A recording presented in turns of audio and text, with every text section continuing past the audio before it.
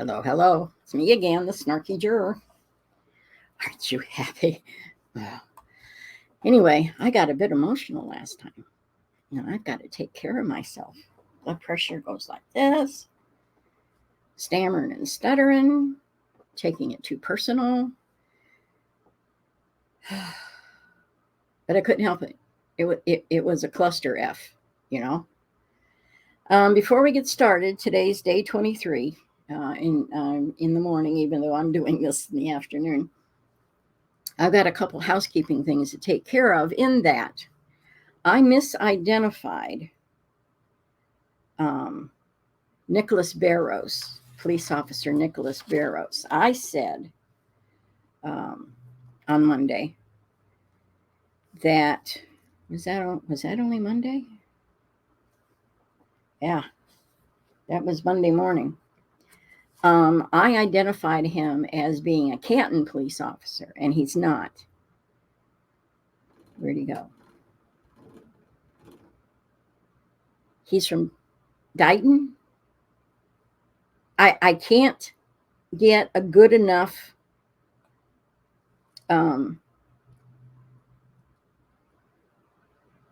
understanding of the city they're talking about.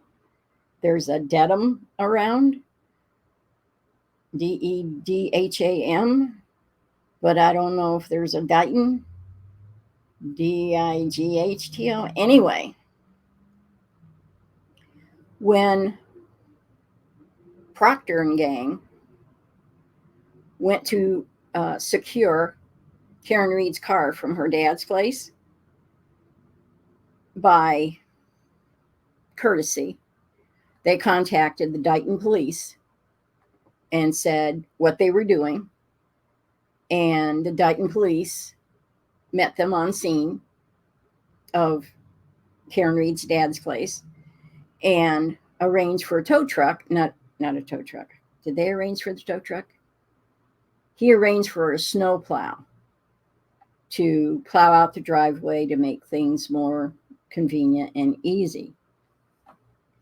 He is the one that I accredited at the time, and I still accredit him to this. The most honest police officer of all the ones that we've seen. No shenanigans with him. He was asked by Lolly, and don't ask me why he asked him this, because it's contrary to what they're trying to shove down our throat. He asked if he noticed anything on the rear of the car or some such thing. Brain. And he said he noticed that the right rear taillight was cracked and a piece missing. He didn't say the whole damn thing was gone, like the photos in the Sallyport show. There's like two little pieces of red on the edges. He said it was cracked and a piece missing. Kudos to Mr. Barrows, Officer Barrows. Yeah, Barrows. Barrows. Oh, it's going to be a day. So I wanted to clear that up and give him and his fellow officers in Dighton proper credit for being an honorable representative of the law enforcement.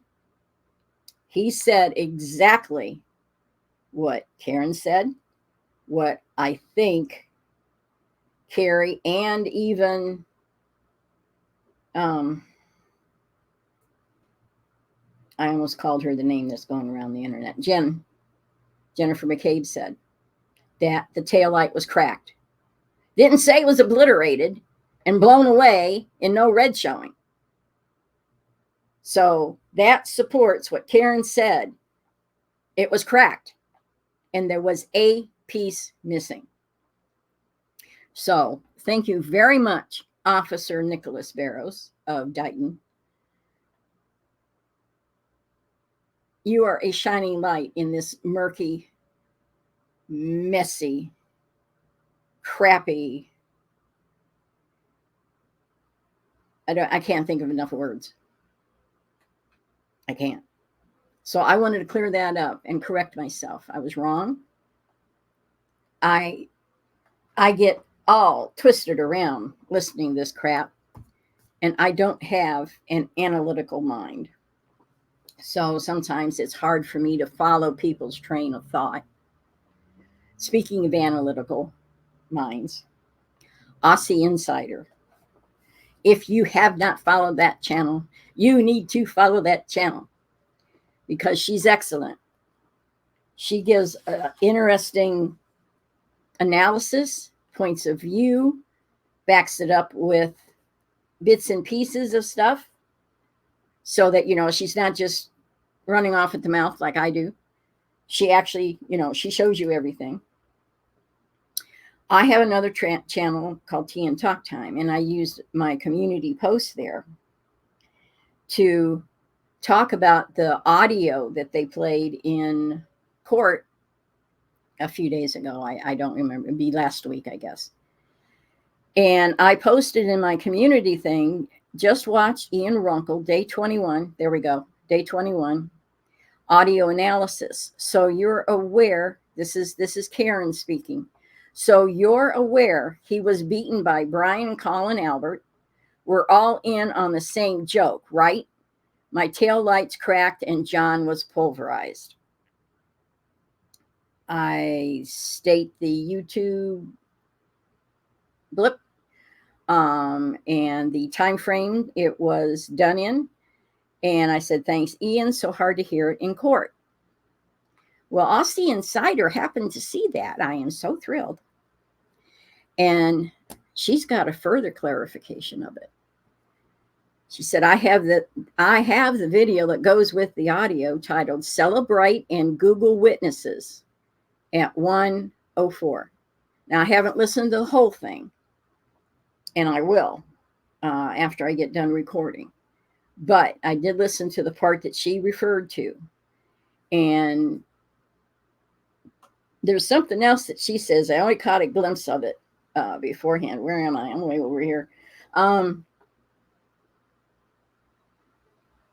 During one of the hearings, I guess Lally was trying to say that Karen says she saw Brian and Colin Albert smash his head into the taillight.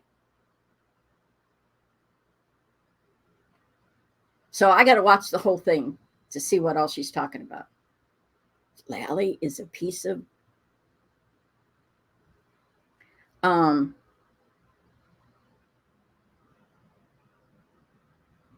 he's a piece of, they are trying so hard to cover this up, and they're doing nothing but shining a light on all of their machinations. That's a cool word. So anyway, I'm going to share that, just that little part. If I remember, I will put the whole episode link in the description so you can go watch the whole thing for yourself. Let's see, how do I do this? We know I'm so good with it. So I need this. Yeah, that's it. Let's make it bigger. Need to make her bigger. Okay, now it's real quick. It starts at 1:04, and here we go. And you were indicted by Frazier. Okay, you're aware he was beaten up by Brian and Colin Albert.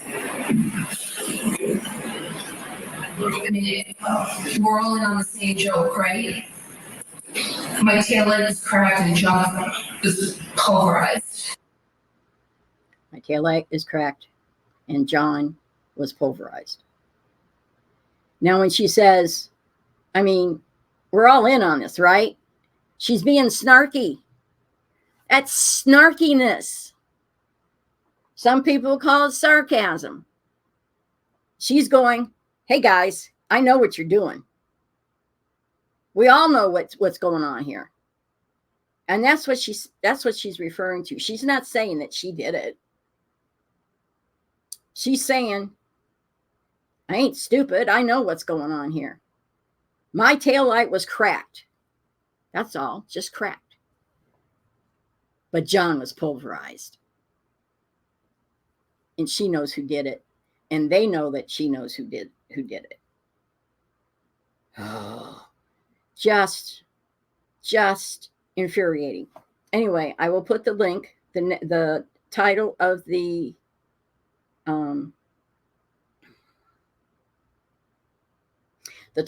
video on Aussie Insider's website, YouTube channel, is Celebrate and Google Witnesses.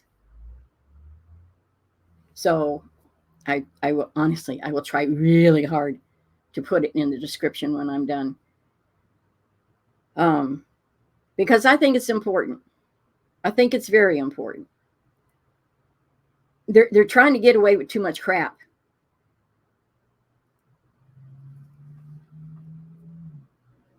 If I had the technical ability, I would show a picture of Karen's car leaving her driveway in the early morning hours on her way to go searching for John.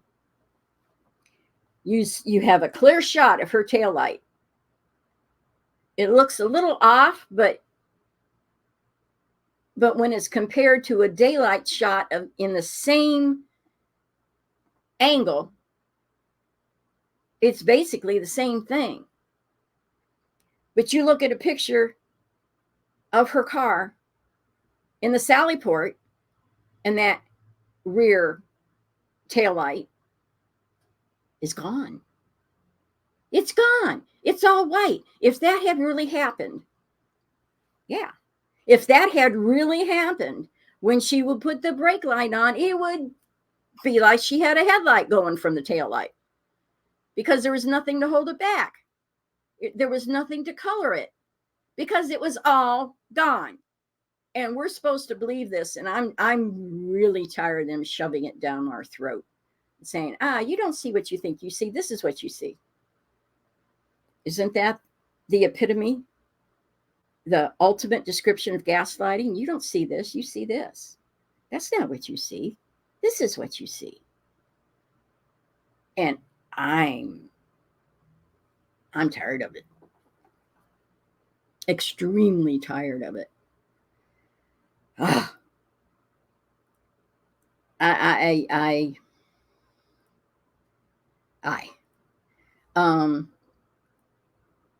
It's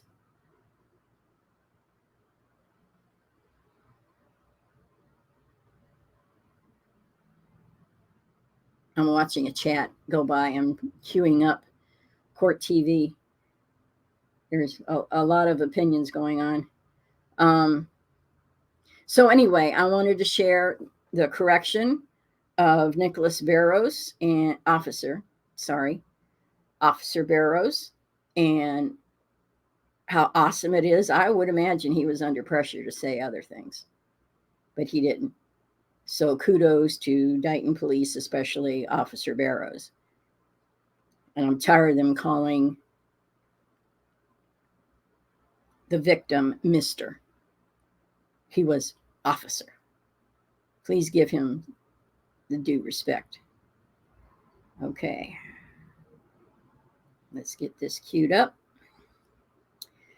And we're off and running.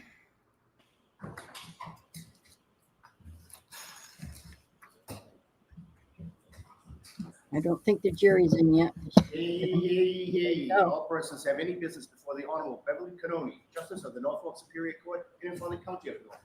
Draw near, give your attendance, and shall be heard. God save the Commonwealth of Massachusetts. This court is now open. You may be seated. Time to go in my corner. 22117, the Commonwealth versus Karen Reed. Great. Good morning, counsel. Good morning, Ms. Reed. Good morning, jurors. So a few things. First of all, let me ask you those 3 questions, please. Were you all able to follow the My understanding is Cross continues with Michael Proctor. I don't even call him Trooper anymore. with Alan Jackson Crossing. Everyone said yes and nodded affirmatively. Did anyone happen to see, hear, or read anything about this case since we left here the other day? Oh, well, she's not by a mic. So now you know one of your jurors is no longer able to participate in this case. I'll have to see. You may know why, but it's my job. She's lower than normal. It's personal to that juror. It has nothing to do whatsoever with this case, and you're not to consider that. And there's one instruction I need to give you. You'll remember that when digital evidence or text messages were introduced earlier, I gave you an instruction. I'm required to give you this instruction again. Before you consider any electronic communication in your deliberations, How many more? you must first find that it's more likely true than not that the person who authored or sent or transmitted the message was in fact the person identified as doing so. If you do not find that it's more likely true than not that the witness or the other people in the text message thread was the person who authored or created or transmitted the communication, then you may not consider that communication in deciding that case. So it's an instruction I'm required to give you. I should have given it to you on Monday. All right, with that, can we bring the witness in, please? While we're waiting for that, again, I want to thank Aussie Insider, not only for liking my post and subbing, but also for all the work that she's doing. It's the icing on the cake. So kudos, this Aussie Insider. For the other judge of the court during the case down here, to the truth, the whole truth, and nothing but the truth. So help you God. Okay, Good morning, Trooper. I hope there's not a lot more text messages that we have to play. All right, whenever you're ready, Mr. Jackson. Your Honor, as a matter of housekeeping, I would move to admit the packet of text messages with date stamps inclusive of 02680 to 02685 that was referred to on Monday. Is there an objection to the written one coming in? Same objection, Your Honor. Why don't I see you at sidebar on Oh, this? come on. Lally, you're the one that brought it all up. You're the one that submitted it in the first place to have him read out loud. Why are you objecting to it going into the record? So you can deny it happened? Well, it's not in the record. Nothing like that is in the record. Thought I heard my doggie. She's going to learn to cower and run away from this room. Why objecting now? It makes no sense whatsoever.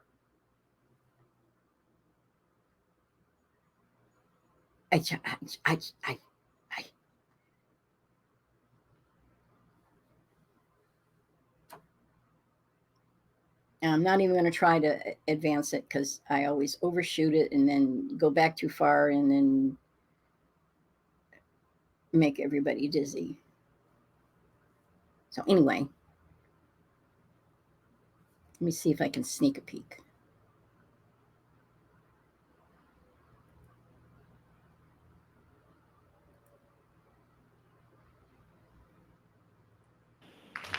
iOS messages that It was quite a at least John's Unmuted. brother isn't glaring as much as he used to. I mean, he originally it was like, oh my God. may I, Your Honor? Yes. One more matter of housekeeping. I have another set of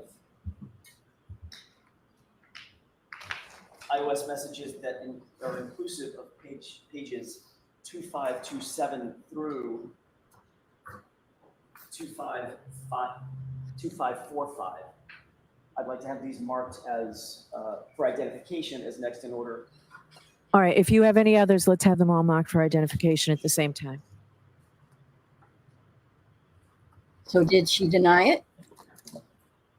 Or the objection? Your Honor, may I stand at council table to Yeah, sure. deal with this? And let's try and do it quickly. It's just for Well, Mr. yeah. Jackson, let's try and do it quickly. It's just for Come on. identification. Come on. Yes. Lally can take all the time in the world. I'll give the court the inclusive base stamp number. Next packet would be 2680 through 2685.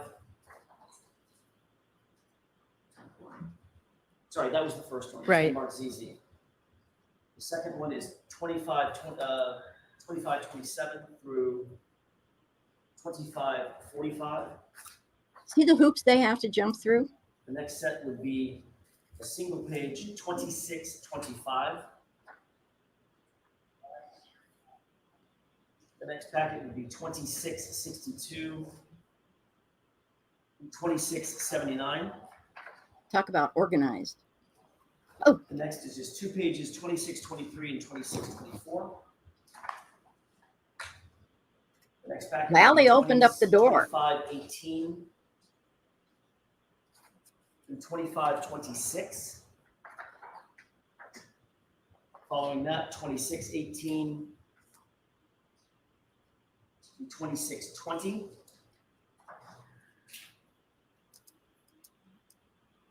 Then packet 2628 and 2634, and finally a packet inclusive of 2583 to 2617. All right, Madam Court Reporter, if you'd be so kind, please. Thank you.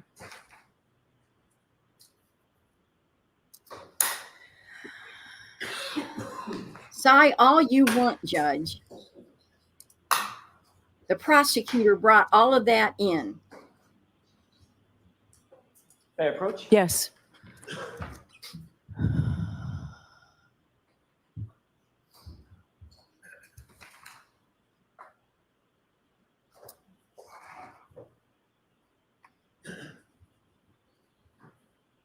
I do feel for the court reporter. I feel there should be a court reporter and a clerk of courts, two separate people.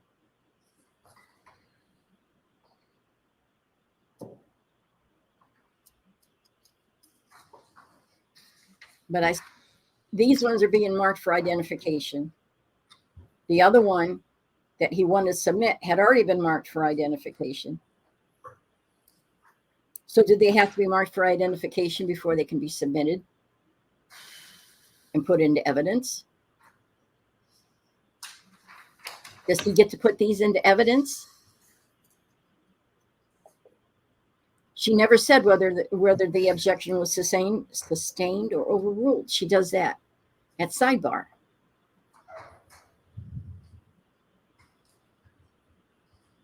Us ignoramuses, I know just enough law to cause problems and confusion. It makes it hard for us to follow, to understand what's going on.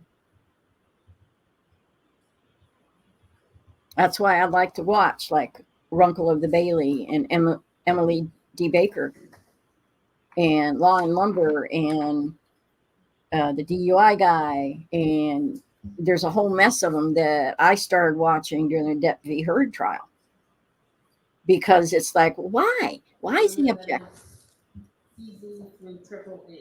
Thank you. Thank you. All right, go right ahead, Mr. Thank you, Your Honor. Jackson. Trooper Proctor, I'm going to ask you if you wouldn't mind to turn to tab 2 in the binder in front of you.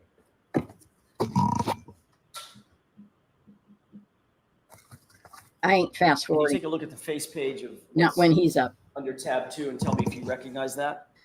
Yes, sir. It's a private text thread with high school friends. And this includes 9 chat participants that you engaged with. That's correct. Those participants include people by the name of Bird, Whitey, and Doc, correct? Correct. And then there's some other folks in there. They're identified by at least the last 4 digits of their phone number, correct? Yes. So this is a group text or a group chat with you and 8 of your high school friends about this investigation, correct? Yes. He's such a Trooper good Proctor, you never thought when you were engaged with these other 8 individuals that this particular set of chats would ever become public, did you? No, I do not. I want to take a look at page 2527. If you could turn, that's on the bottom right. of the document in tab 2, do you recognize, I'm sorry, do you have that page in front of you? Yes, sir. You recognize that this group chat was taking place on January 29th at about 10:52 p.m., correct? Correct. And the person that I'll identify as 5051, that's the last 4 digits of that phone number, indicates Chip, name of that BPD cop, correct? Correct. First of all, you indicated on Monday that you're Chip, is that right? Yes, sir. You responded at 10:53 p.m., John O'Keefe, is that right?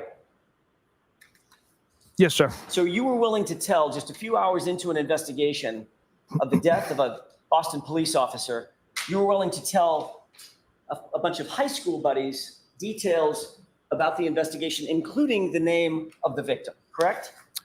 At this point, it's 16 hours later, sir. Not a few. 16 is Ah, a few hours, correct? I'm not talking about days later. It was about 16 hours later, sir. Correct. And you identified John O'Keefe as the Boston police doesn't officer matter if who it was is 1 minute or 3 fallen. weeks. in the yard at 34 Fairview, correct? Correct. You also informed, if you will skip to page 2529, I need a little splitting hairs. you also informed these same folks, these same high school buddies that, quote, all the powers that be want answers ASAP, correct? Yes. You knew, Trooper Proctor, that there was brass that wanted this case wrapped up quickly and efficiently. Isn't that right? Objection.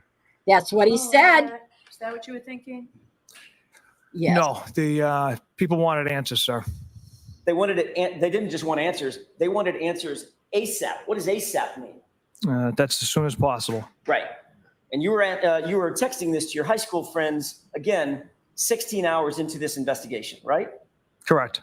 And you knew at that time, Trooper Proctor, that this was not going to implicate in any way, shape, form, or fashion another cop, correct?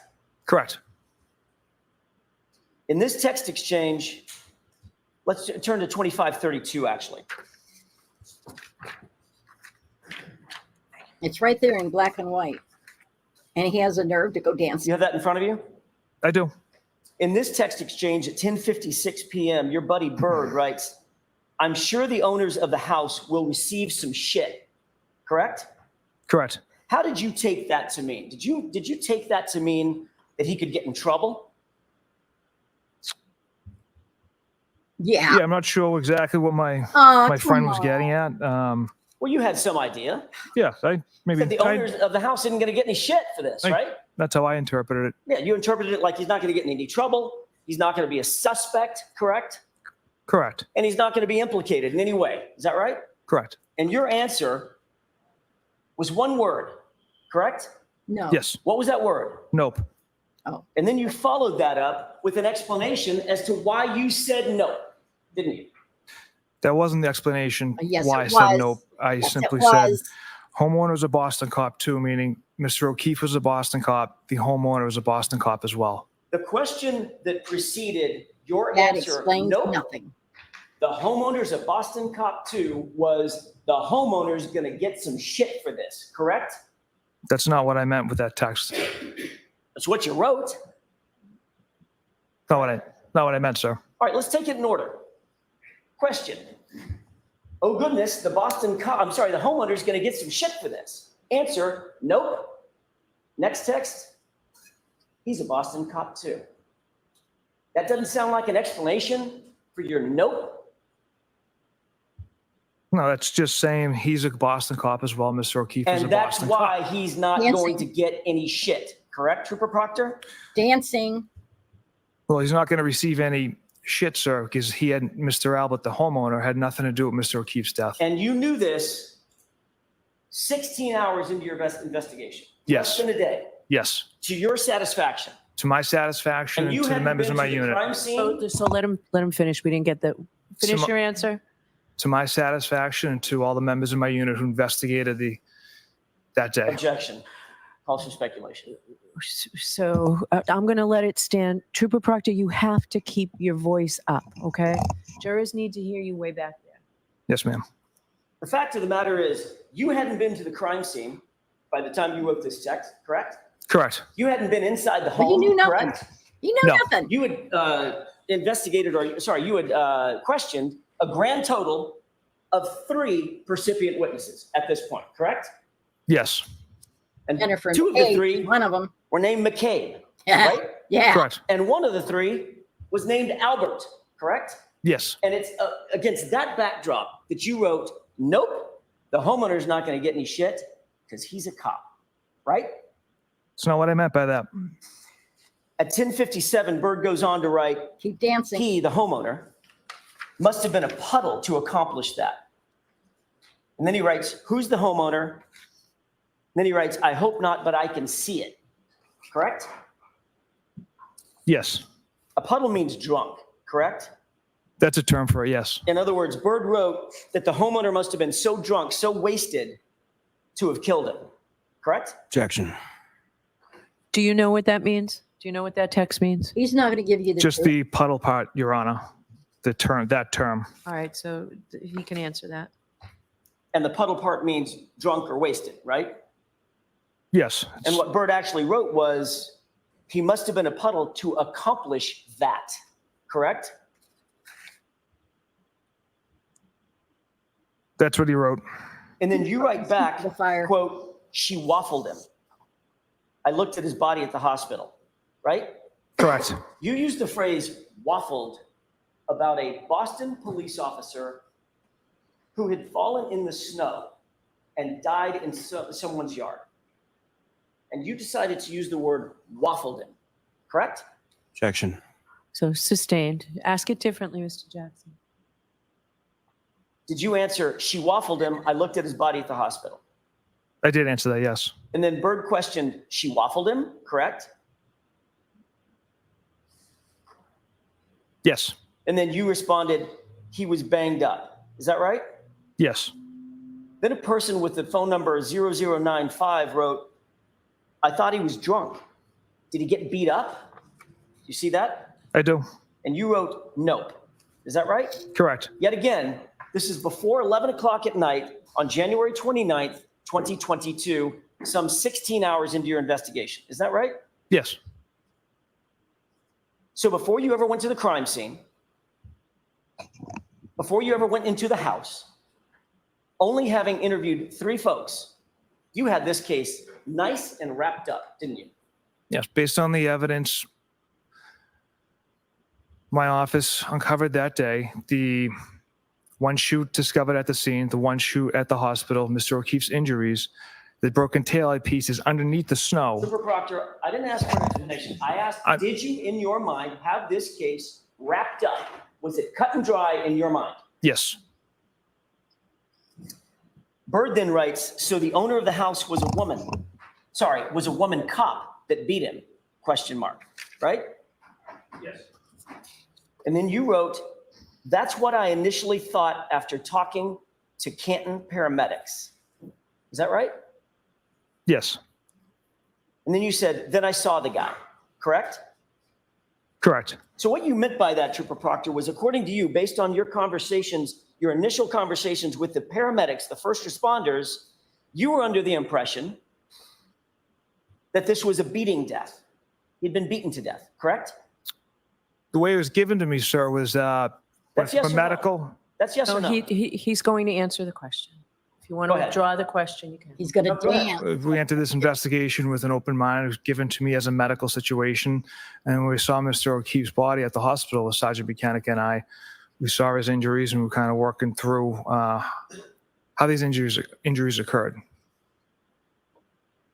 As a matter of fact, both you and Sergeant Buchanan believed that he had suffered the injuries as a result of a physical altercation based on information you received from the paramedics initially, correct? Come on. Come on. You can do it. Initially, we didn't know what we had. We knew there was some significant injuries to Mr. O'Keefe. And we're still figuring out how those injuries occurred. Well, you just testified. Initially, we didn't know what we had. Right. But 16 hours after the fact, you wrote the following sentence. That's what I initially thought after talking to Canton paramedics, correct? Correct. So initially, you did think you knew what you had, a physical altercation leading to a death, correct? Correct. So when you just said, initially we didn't know what we had, that wasn't quite true. You did at least have an idea of what you thought you had, correct? Objection. Sustained. All right. You were aware initially that John O'Keefe had suffered a 2-inch laceration to the back of his head, correct? Yes. That resulted in a skull fracture, correct? Correct. That's huge. He had a laceration over his right eye, small laceration just under the eyebrow, correct? Yes. Had a laceration on his nose. Is that right? Correct. He had patterned scratches on his right arm, abrasions, scratches, correct? Yes. And he had no injuries below the neck. 2 inches Not that I observed, sir. Not a single broken bone, correct? or bruises. Not that I was aware of. Not a single fracture, correct? Not that I was aware of. No Not a bruises. single bruise below the neck, right? Not that I Dead observed. giveaway. Looks a lot like a physical altercation, doesn't it? Objection. Sustained.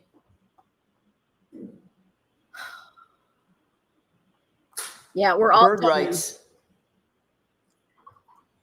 Bear, let's focus, correct? Yes. Who's Bear? That's another nickname I have. 0095 writes, what does she waffled him mean? And then Bird writes, what's the story, correct? Correct. And you wrote, she hit him with her car. Is that right? Yes. Have you ever seen, in your experience, have you ever seen a pedestrian who's hit by a 6,000-pound car with no bruises? Ever?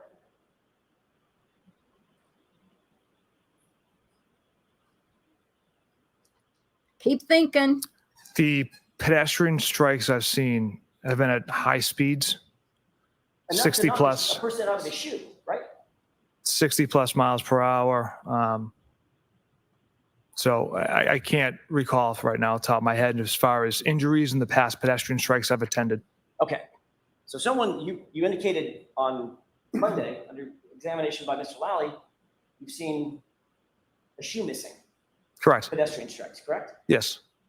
Those are high speed, extremely high speed incidents, correct? Yes. 60 plus miles an hour, right? I Usually- can't recall all the pedestrian strikes I've been to as far as the miles per hour the vehicle is traveling. Trooper Proctor, let me ask you the question again. Have you ever, yes or no, have you ever, in your experience, seen a vehicle pedestrian incident in which the pedestrian has no bruises? Objection. Have you seen that? I can't recall. Next question. After you wrote, she hit him with her car, 5051 writes, oh, Jesus. And Bird writes, okay, that's fucked up, correct? Correct. And then you wrote what? Intentional or not? Intentional or not? Is that right? Yes. Your words. Correct. 0095 then chimes in, gotcha. He was frozen in the driveway and she didn't see him? Question mark, correct? Correct. Even And they're you trying to wrote- figure it out. What? That's another animal we won't be able to prove. That's another animal we won't be able to prove, correct? Correct. Trooper Proctor, you knew that there were going to be things in this case, even 16 hours into this, that you just admitted you would have zero proof of, correct? Objection. Sustained. You can ask it differently. Did you mean by that statement that this was one of several things that you knew we would not be able to prove? That statement, that's another animal we won't be able to prove, references the intentional or not part. You We didn't knew- care at that point when you wrote that, you didn't care what you could or could not prove, did you? Objection. I'll allow it. Isn't that what you meant? No.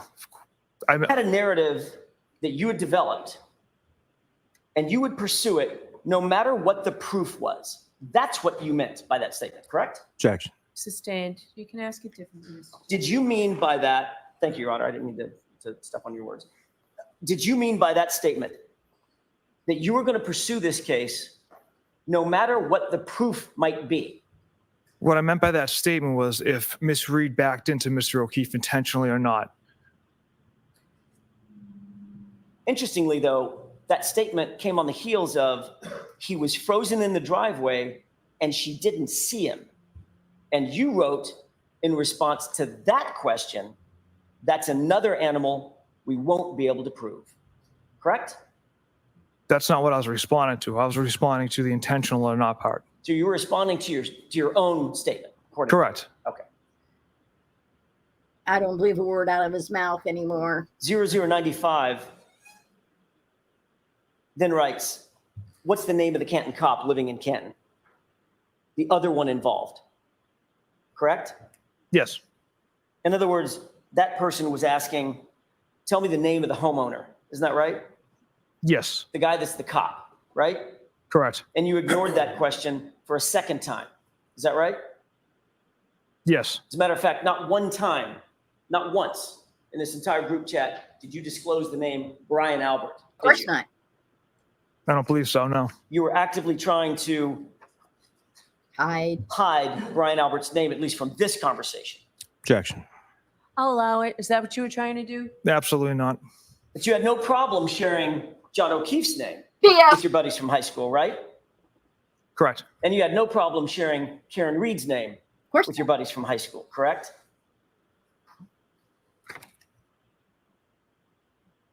I don't believe I named the defendant. Not yet, you didn't. Later in the chat. Okay, correct. 5051 then writes, the BPD have any jurisdiction here because it was their own? Question mark. Is that right? Yes. And a few texts later, if you look down a few texts, at about 11 o'clock, you see a text that starts, nah, cat.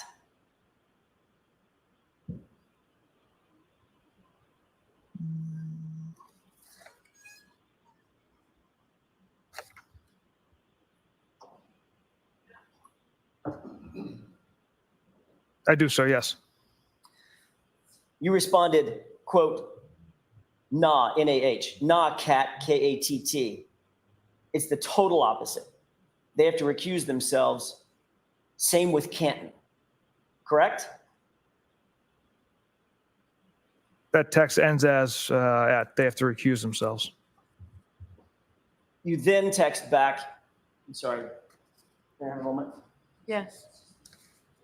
Flip the next page. I see where you're at, sir. How did you end that text?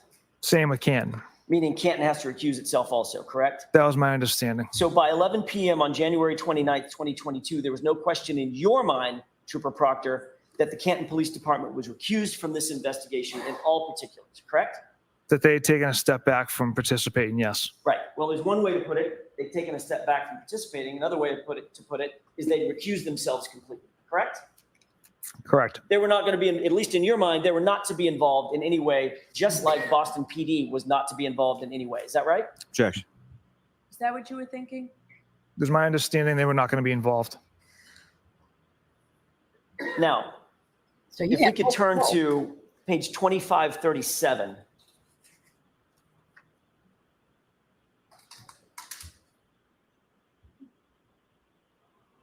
"5051 writes, but I assume you guys are out to make it cut and dry since it involves cops, correct? Yes. And Bird writes, something stinks, correct? Correct. And then Trooper Proctor, you responded, yeah, but there will be some serious charges brought on the girl. Isn't that right? That's right. So in that text exchange, you were saying, yeah, we're out to make it cut and dry, correct? No. You didn't write, yeah, we're going to follow the evidence wherever it takes us. You didn't, did you? I did not write that. You didn't write, yeah, we're going to make sure that we investigate this thing fully and thoroughly before making any decisions. You didn't say that, did you? I did not. You wrote, yeah, but there will be some serious charges brought on the girl. Isn't that right? Correct. And the reason you wrote that is because you knew, as the text above it says, this has to be cut and dry because it involves cops, right? Objection. I'm going to allow that. Is that the reason you wrote it? No, Your Honor. And then you indicated we're going to put serious charges on the girl. Who did you mean by the girl, by the way? The defendant. Karen Reed? Yes, sir. So the way that you were going to make it cut and dry, pretty simple. Just pin it on the girl, right?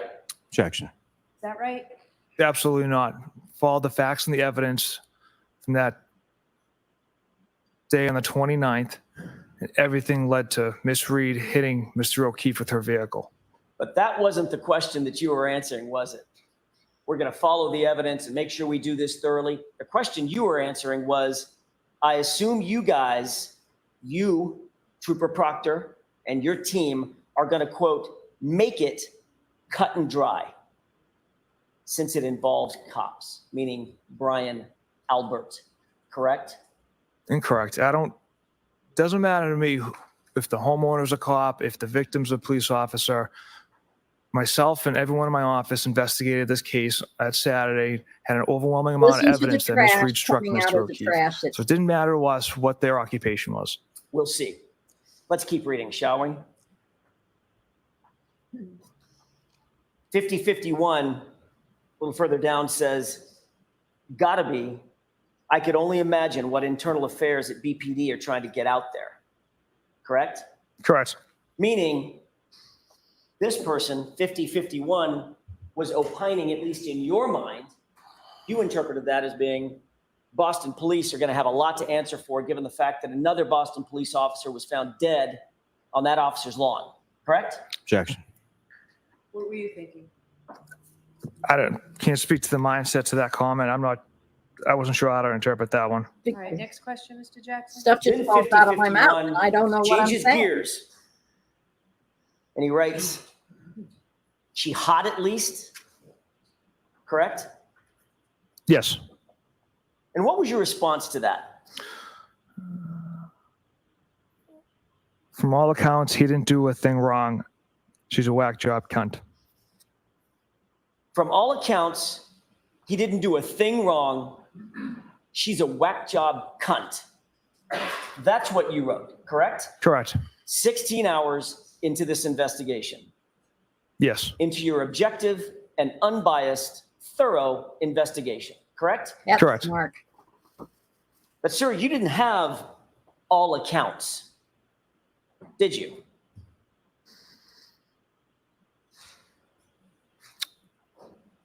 What I meant by that was Did you or did you not have all accounts in your investigation? the accounts we had was Miss Reed struck Mr. O'Keefe with her vehicle, discovered taillight pieces at the scene. Those are the accounts we had. The accounts And then you some. had, I'm sorry, go ahead.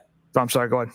The accounts you had, Trooper Proctor, were from two people named McCabe and one named Albert, who happened to be the homeowner and a Boston cop. Those are the accounts from percipient witnesses that you had, correct? There was another additional witness that we had investigators had interviewed, Miss Roberts as well.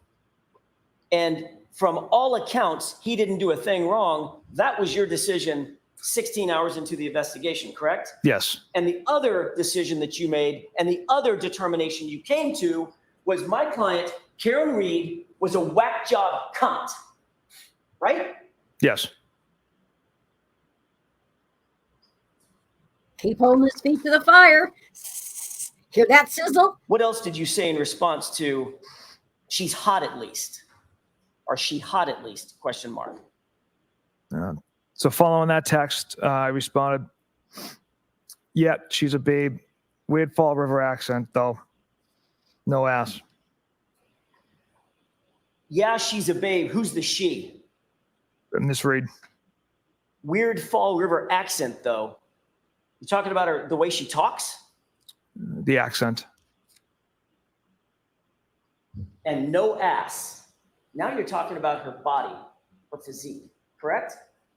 Yes. You think that's appropriate? Absolutely not. He doesn't. Then Bird chimes in with a little comedy. Not newsworthy then, correct? Correct. In other words, well, if she didn't have an ass, nothing to see here, correct? Objection. Sustain. And then 5051 says, oh, she's skating, right? Correct. And what did you write after that? My response was 0 chance she skated. And then what did you write? She's fucked. 0 chance she skates. She's fucked, right? Correct. You decided on the 29th of January, 17 hours into this investigation, you decided individually, Trooper Proctor, you're not only going to put it on the girl, you decided you're going to make sure this is cut and dried, and the way you're going to do it is to make sure that she's fucked. That's what you were saying. Objection. All right, so that's sustained. The content's fine. You have to ask it differently. 17 hours into this investigation, Trooper Proctor, you made the decision that you were going to put it on Miss Reed, didn't you? Put the case on Miss Reed. She was going to catch the case, correct? No, absolutely not. You just said it. What did you mean then when you said she's fucked?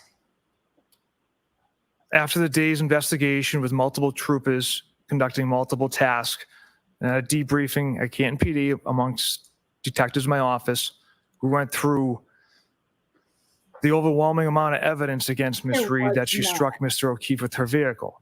That's what I meant by that comment. What you meant by that comment, Trooper Proctor, was you were going to make sure because 5051 had said she's going to skate. She's skating. When you said 0 chance she skates, she's fucked. What you meant was I am going to make sure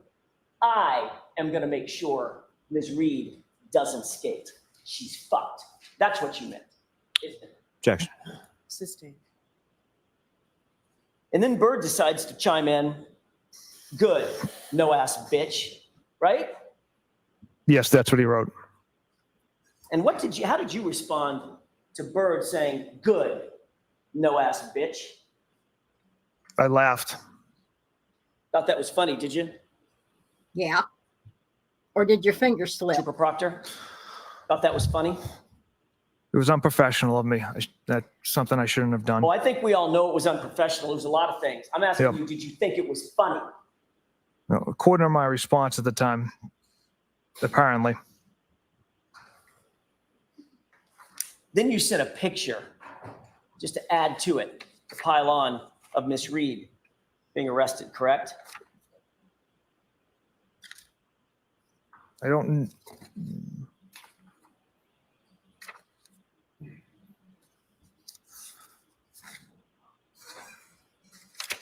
Not sure if that came from me, sir. Let's skip to 2543.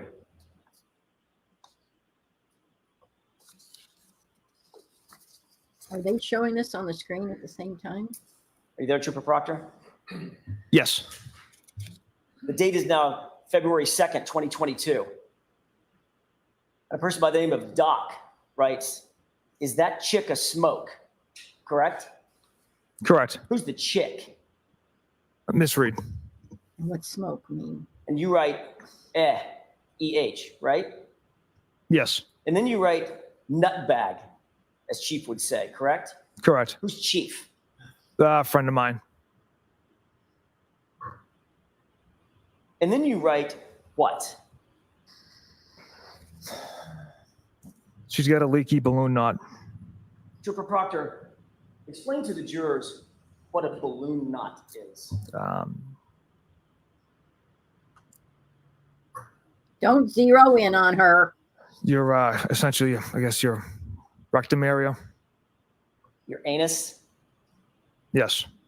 That's what you were referring to about Miss Reed? Yes. And you were making fun of her because you believed at that time that it leaked? That's how you were treating Miss Reed? Yes or no? Yes. And then you followed that up just to make sure you cleared up any mistake about what you meant with leaks poo, correct? Objection. All right, so I'm going to strike that. You could get this in, but do it the right way, Mr. Jackson. You followed that up with the phrase leaks poo, didn't you? I did. Again, another reference to Ms. Reed's medical issues and medical conditions, correct? Correct. Specifically focused on her anus, correct? In reference, yes. What a dirtbag. Plus a bunch of other expletives. Were you aware at the time that you wrote this that Ms. Reed had suffered a colectomy surgery, very serious surgery? I was not, sir, no. Were you aware that she had had 10 surgeries in 18 months, several years prior? 10. I was not aware of that. Were you aware that she had serious medical issues, gastrointestinal medical issues that she suffered with, she was a victim of for years? Did you know that? Objection. Sustained. But you decided that you were going to take another shot at her and talk Perfect. about her anatomy. 1 second, sir.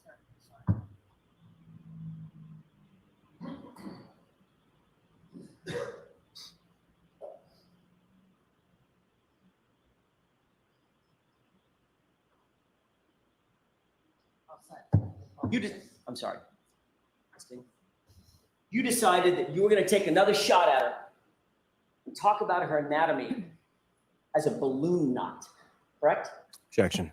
Sustained. At this point, Trooper Proctor Because you Miss said you're Reed going to take another shot. was just at it. reduced to a punchline to you, wasn't she? Objection. Sustained. Now, Well, he's you making weren't points done to yet. the This jury. chat doesn't end yet, does it? He's making No, sir. points to the jury with his remarks. But it's not getting on. Let's the skip to 2543.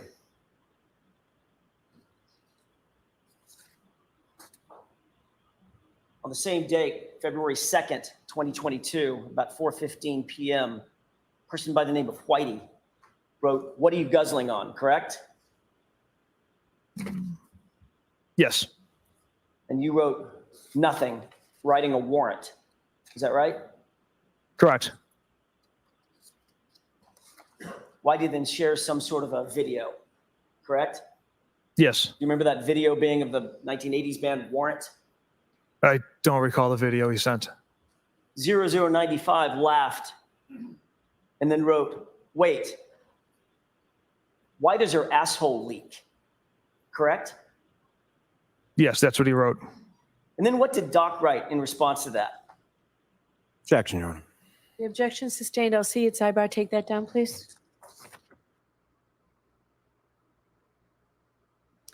Would that be considered hearsay because it's somebody else? But then on the other hand, Lally opened the door with all this crap. He's the one that brought all these things in. My doggy wants to go outside, so we're going to take a break. And I should be back. Uno momento. Be right back.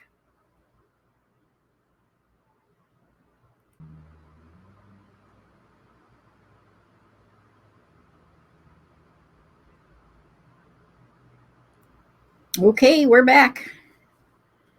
We got to go out and grab 2 seconds of sunshine. What am I doing? Where am I going? Who am I? Oh, yeah. I went there.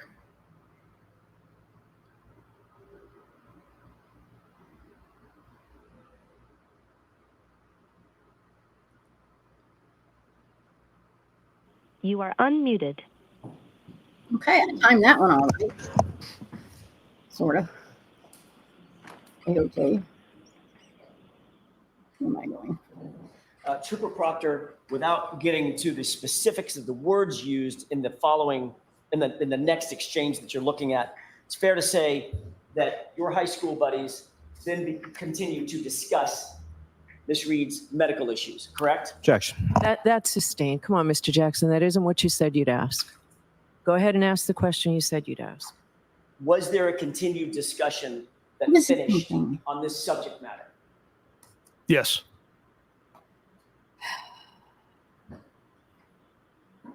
Don't make it sound like he was trying. On Monday, you indicated Yeah. that your conduct in this case, and specifically your conduct as reflected in these messages, how did you put it? It did not affect the integrity of the investigation, of your investigation, correct? That's what you Correct. said to the jurors. Correct. Do you know what the definition of integrity is? Doing the right thing when no one's looking.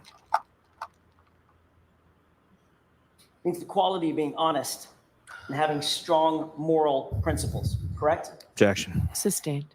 Do you believe that integrity means being honest and having strong moral principles? I believe that's part of it as well.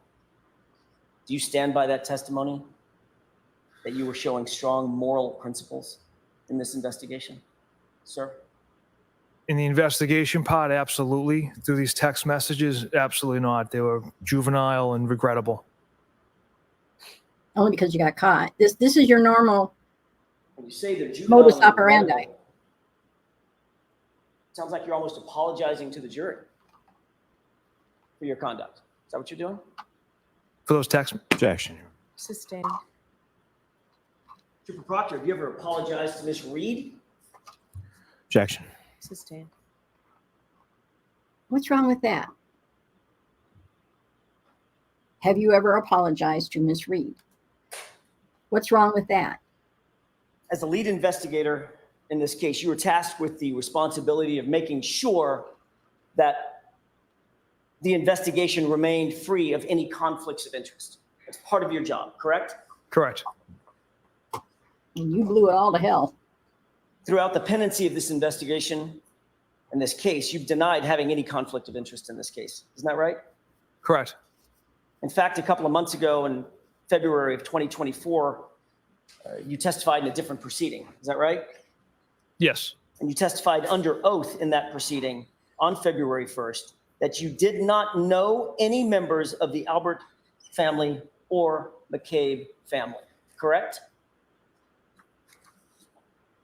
Certain members of the Albert family I did not know. I know Chris and Julie and Colin. I don't know the McCabes. That wasn't my question. Did you testify? Let's take them one at a time. Mm-hmm. Did you testify under oath, same oath you took here today, in a former proceeding in February of 2024, that you did not know and did not have any relationship with members of the Albert and McCabe families? Did you? I haven't had a chance to review those minutes. I've only had one opportunity to, and that was a couple months ago. It's like, So I would want to review those minutes in order to answer that accurately. You can't remember how you testified, whether or not you knew or had relationships with the Alberts and McCabes? Objection. Sustained. As you sit here right now, you need to refresh your recollection. You can't remember what you said. Objection. Do you remember what you said? During that proceeding, no. Would it refresh your recollection if you took a look at those grand jury minutes? Yes. What page, Mr. Jackson? This is page 01563.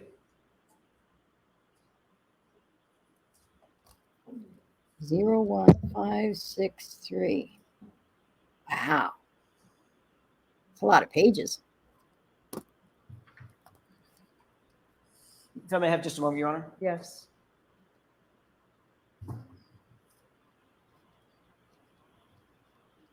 He's dancing. He's splitting hairs. He's trying to get away with stuff. He knows better than that.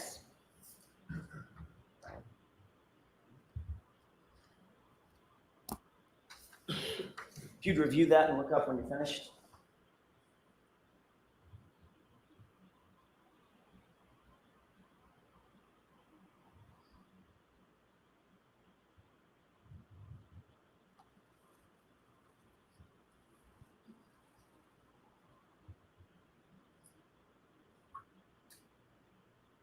Another slow reader. Should be little signs over here. I'm going, oh shit, oh shit, oh shit, oh shit. I said that. Oh shit, oh shit.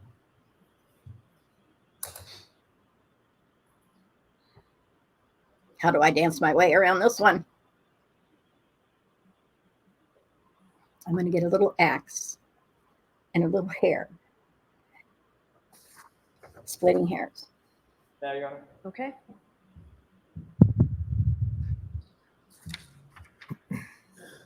that refresh your recollection about a question and answer that you had, or series of questions and answers that you had while you were testifying under oath in that other proceeding? Yes, sir.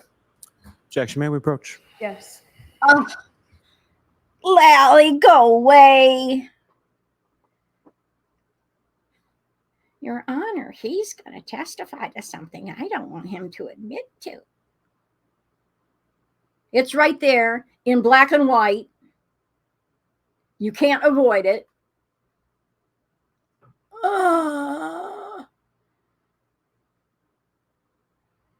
Emily D. Baker has a little goat that when you squeeze it, it screams. Maybe I should find one of those. But it might upset my doggy, so maybe not. She also has a yodeling pickle as a refresher, as a cleanser to get away from all this crap.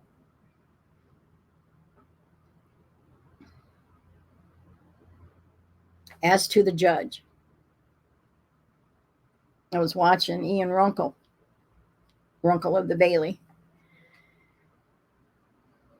and he gave the judge a lot of leeway in saying, even though, like, when they were reviewing, I'm going to pause this so I don't interrupt anything when they come back. I got really upset with how Judge cut off Giovanni when they were going through that motion where the Commonwealth, Lally, wanted to prevent about 4 of their witnesses from coming forward for various reasons. I was irate. As Runkle described it, Judge Bev was, she doesn't like the theatrics, okay? So yeah, she was a bit rude, but she was trying to keep Yanati focused on the motion 14 issue, whatever that thing's called. Because the way Runkle saw it was she had already made up her mind how she was going to, that Lally didn't have a leg to stand on. It had already been denied at least once before, because the motion is reapplication of motion, whatever thingy. So it had already been denied once before.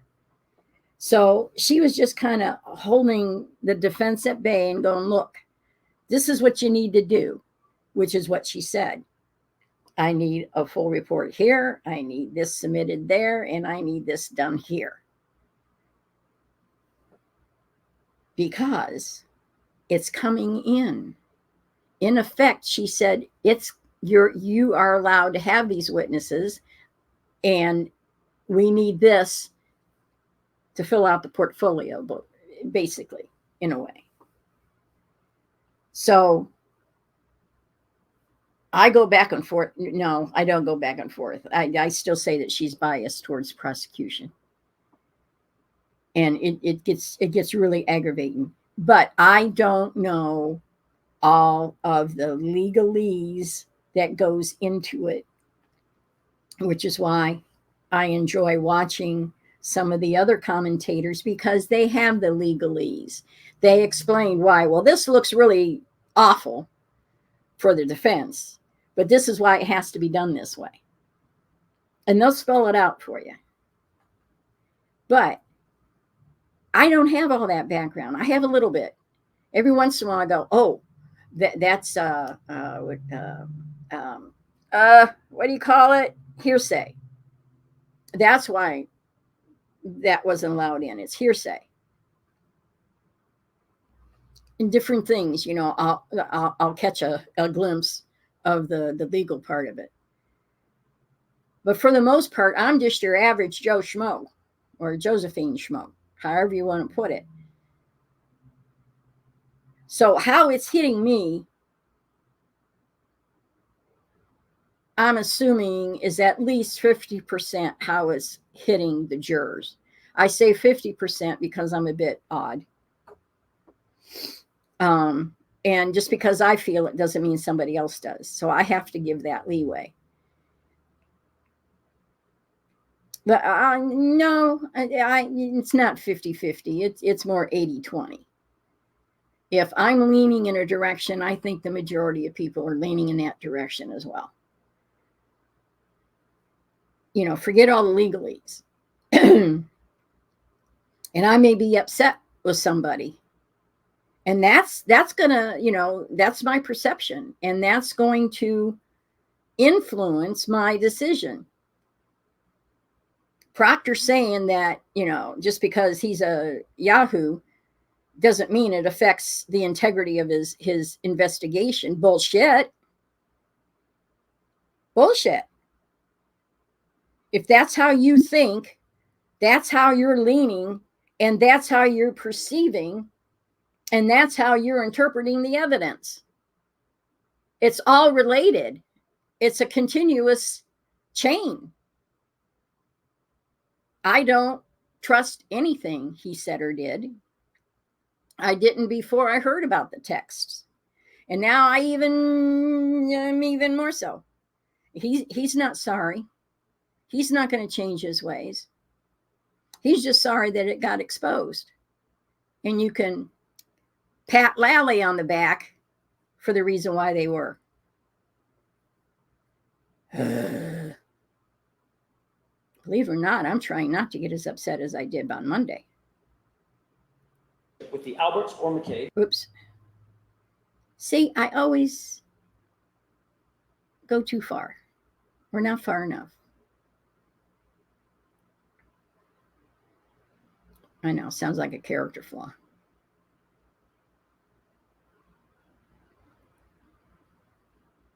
I'm just going to let it ride because I can't tell.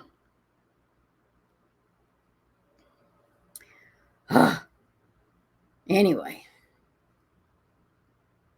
So yeah, even though we get upset, we don't know the legalese behind it. You are unmuted. But I still think she's biased towards prosecution. She lets him get away with a lot. Yes. Thank you. You were asked the question, quote, did you communicate with First Assistant DA Beeland that you did not know and had no relationship with the Albert and McCabe families? And you answered, quote, to the best of my recollection, the same conversation took place with everyone I talked to about this because it's the same answer. It's the facts that I shared with everyone.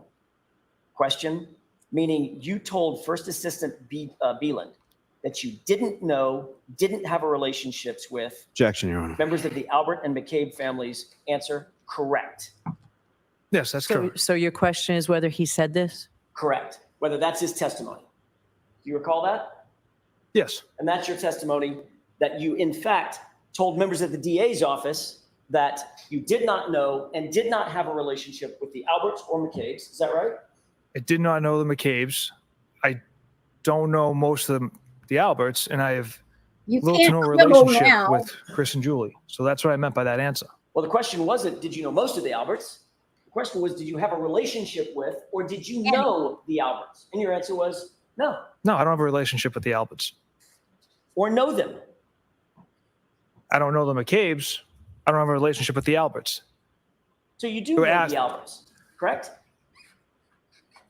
I know some of them, Julie and Chris. And Colin, correct? Correct, and Colin. And you knew the Alberts when you gave this testimony in February of 2024. Is that right?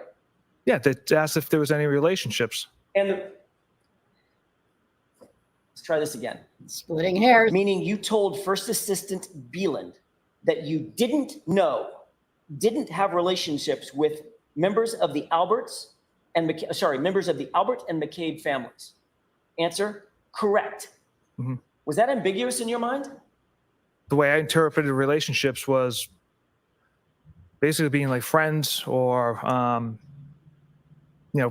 communications, frequent communications. That's how I interpreted. Well, that might have been a good time to pipe up and say, well, I know Chris and I know Julie and I know Colin, correct? Objection. Sustained. that might have been a good time to answer the question. I know these three individuals, from the Albert family, right? Objection. Sustained. But your answer was one word, correct, right? Yes. You further testified that you never have gone to any supervisor at Massachusetts State Police to disclose even a potential conflict of interest in this case that you might have, correct? Correct. And you indicated the needs never come up. Is that right? Correct. You also told Needs never come up.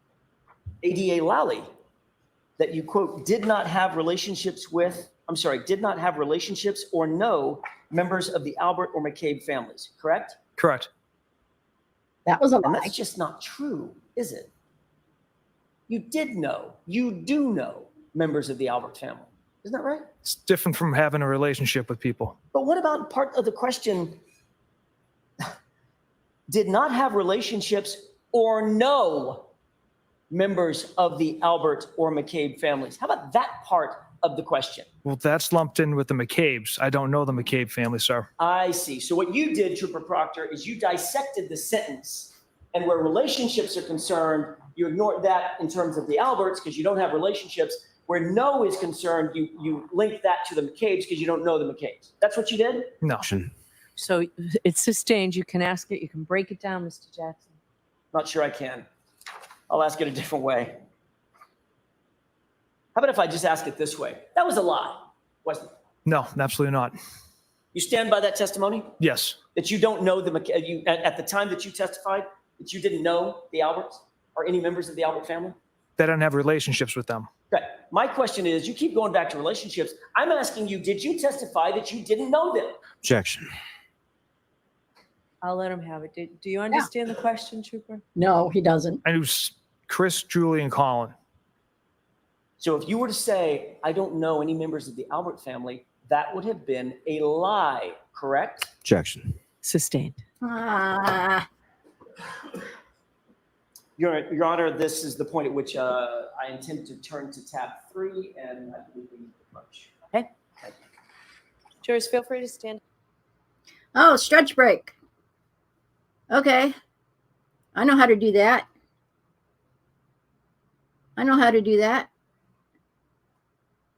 What's he going to do? Ah.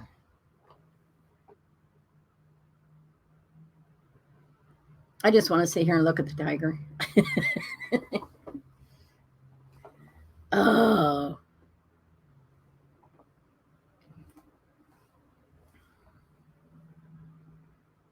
Are they doing another sidebar? Let's go back. What are they doing? I'm too nosy. I got to see this. I got to hit the right button first. There it is. I think they're doing a sidebar.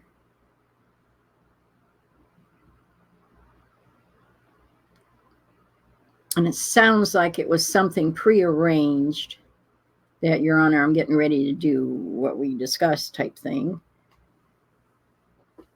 I don't know.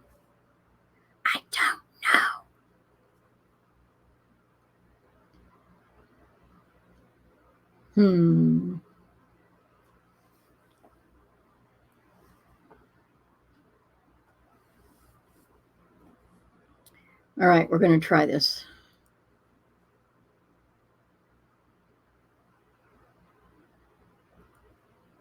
Sometimes I can tell by her expression when the lawyers are coming back.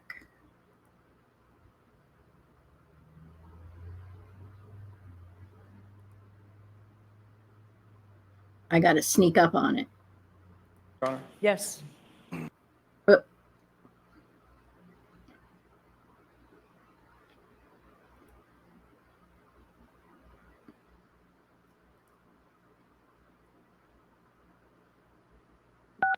You are unmuted. Okay, that means they're coming back. Here they is. Yeah, just a moment, Your Honor. Yes. Must be going to another set of tests.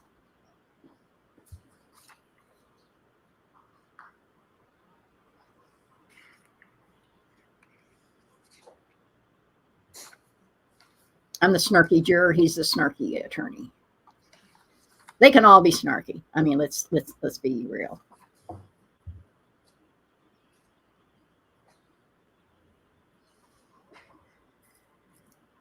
My understanding is that when these texts came forward on Monday, most of the jury was appalled. They had their expressions. They were appalled.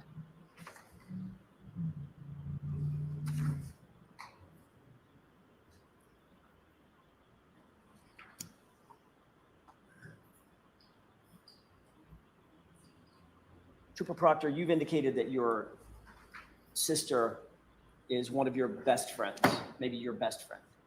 Yes. Courtney Proctor, that's her name? Courtney Correct. Proctor. Elberg?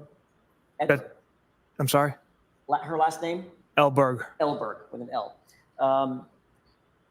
And you're aware that she is also very, very good friends with Jillian Daniels, Julie Albert. Correct. Are you aware of any circumstance in which any of the Alberts have been over to your parents' house? Yes. Have you ever been over at your parents' house when any of the Alberts have been at your parents' house? Yes. So you know them. Those Alberts include Chris Albert, Julie Albert, Colin Albert, correct? Correct.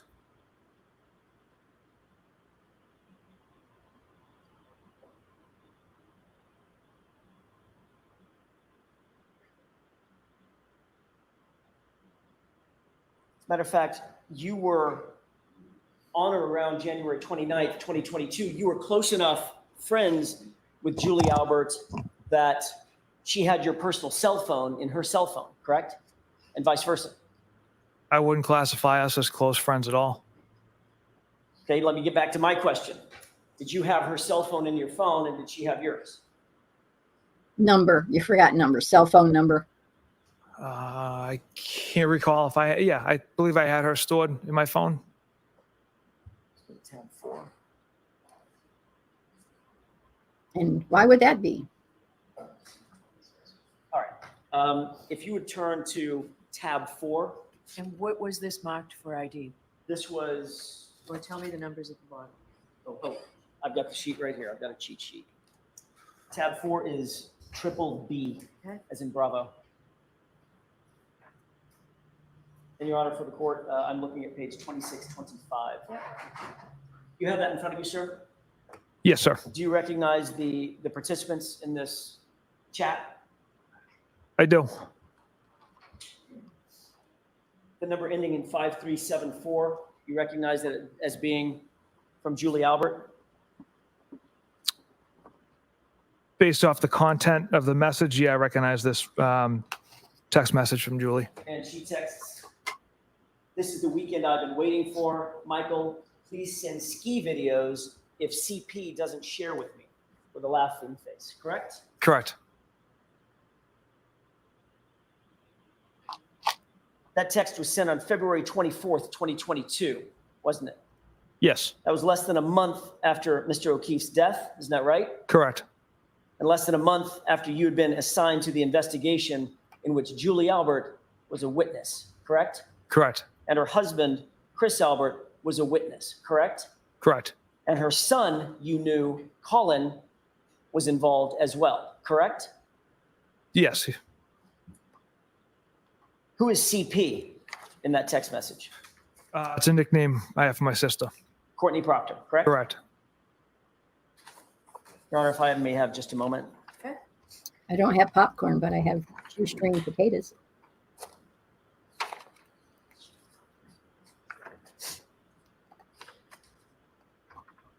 Sometime.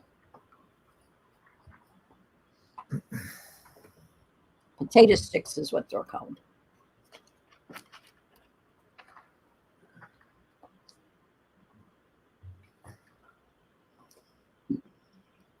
Excuse me.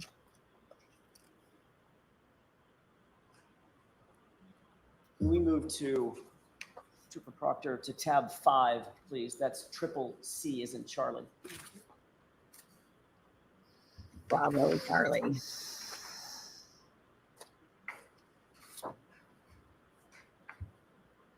you have that in front of you, sir? Yes.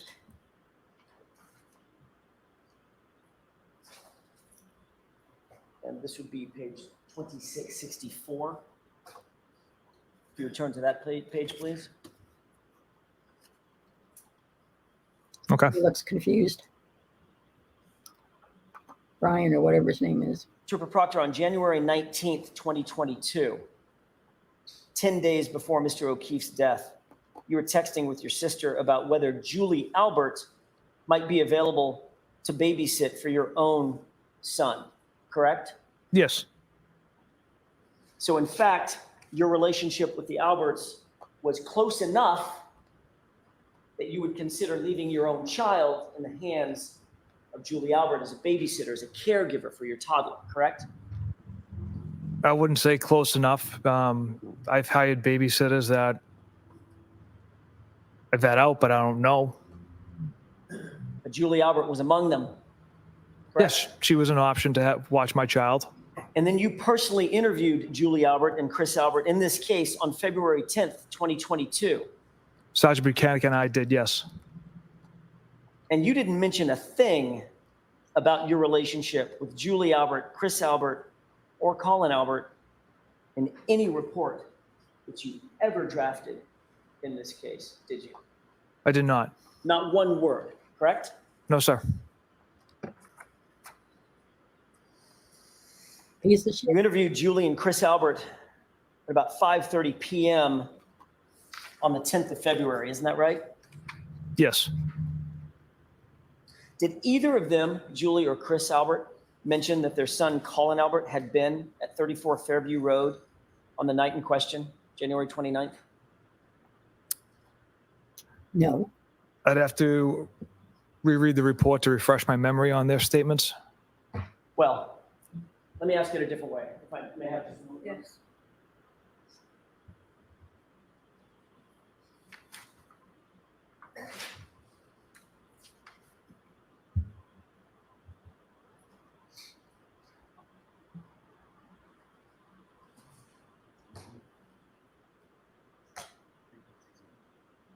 Has he never been reprimanded in his entire life?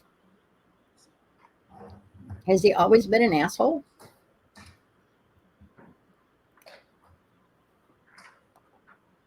You wrote a report on October 12th, 2022, correct? For which, Concerning your interview with, Why don't you show it to him? I may have the wrong report.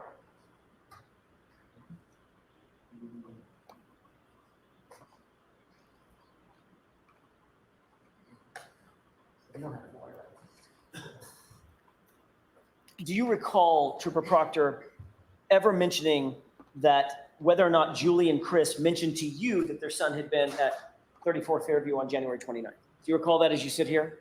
to the best of my recollection, no. It was a very short interview with Julie and Chris, was it not? Typical length for the information they had to offer. So you started the interview about 5:30 p.m. It must have been relatively short because you received a phone call by 6:17 from Julie Albert herself, correct? I don't have the call detail record in front of me, but okay, yes. Let's look at tab 6, please.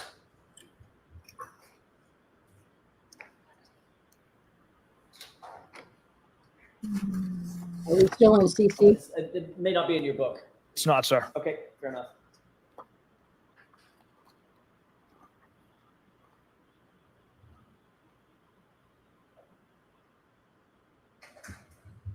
They went to lengths to make sure Colin wasn't mentioned, that Colin was hidden.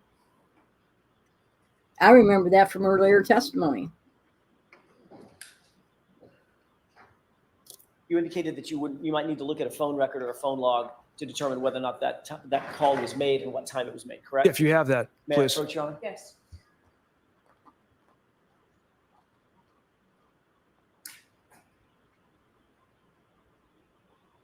Thank you.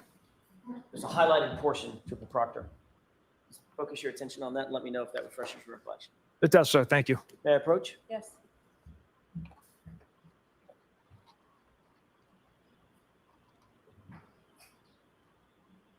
You received after your interview, you received a phone call from Julie Albert about 6:17, about 45 minutes after you began the interview and then left, correct? Yes. 6:21, you called her back and you spoke for 3 minutes and 58 seconds. Is that right? Yes. Did you discuss the interview? I don't recall the contents of that conversation. And of course, you never memorialized that in any report, did you? The fact that you had a subsequent phone call with Julie Albert on your personal cell phone. I did not. Of course Let's not. turn to tab 5 one more time. If you could turn to page 2677. I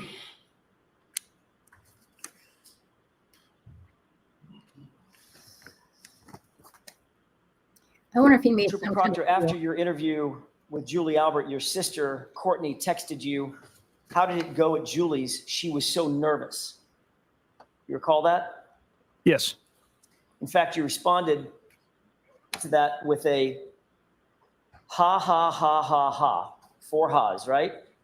And then why, question mark, correct? Correct. Then you responded, it was fine, just a quick convo, correct? Yes. You were literally reporting back to your sister about the progress of your investigation in a homicide investigation, weren't you? Objection. Sustained. You can ask it differently. Were you reporting your progress to your sister about your investigation? Objection. Sustained. Your Honor, may we approach? Okay. For crying out loud, Your Honor, respectfully, I won't go there. I won't go there.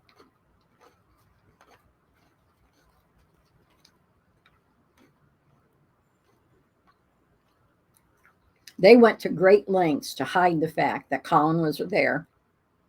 And then they had to admit, well, he was there for 5 seconds. We crossed paths as we came in the house and he was leaving. Remember that? And he was by the basement door or close enough to it. That defense kept asking, did he go down in the basement? Did he leave or did he go down in the basement?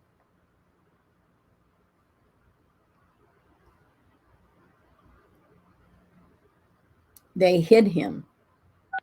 You are unmuted.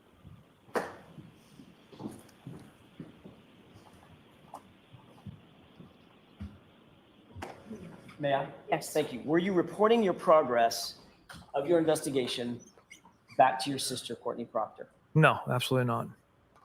But you But you did. did say that the conversation, the formal interview went fine. It was just a quick convo, correct? In response to my sister indicating Julie was nervous, that's why I told her it was fine. Trooper Proctor, Julie and Chris Albert were not actually treated like witnesses in a murder investigation. They were treated more like friends. Wouldn't you agree? Objection. Is that true? Absolutely not. It's true. I just have to go through the motions here. Don't worry about anything. We've established that you're very close with your sister, Courtney, correct? Correct. You provided your sister with updates on important advancements during the course of your investigation into this case. Did you not periodically? I made her aware of newsworthy stuff. That started as early as January 29th, 2022. Isn't that right? Right off the bat. Don't have the exact date or content. Well, the day of the incident, you began letting her know that you were involved, that you had been assigned, what the status was, Yes. the nature of the case, the fact Correct. that it was a homicide, correct? Yes.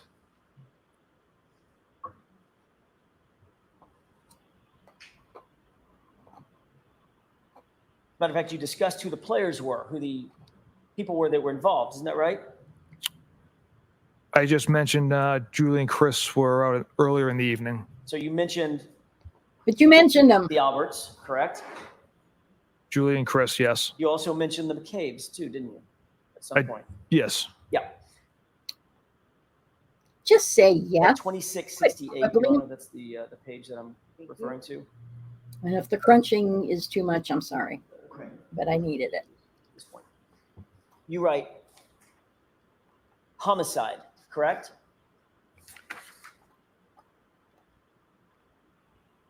So I said 2668.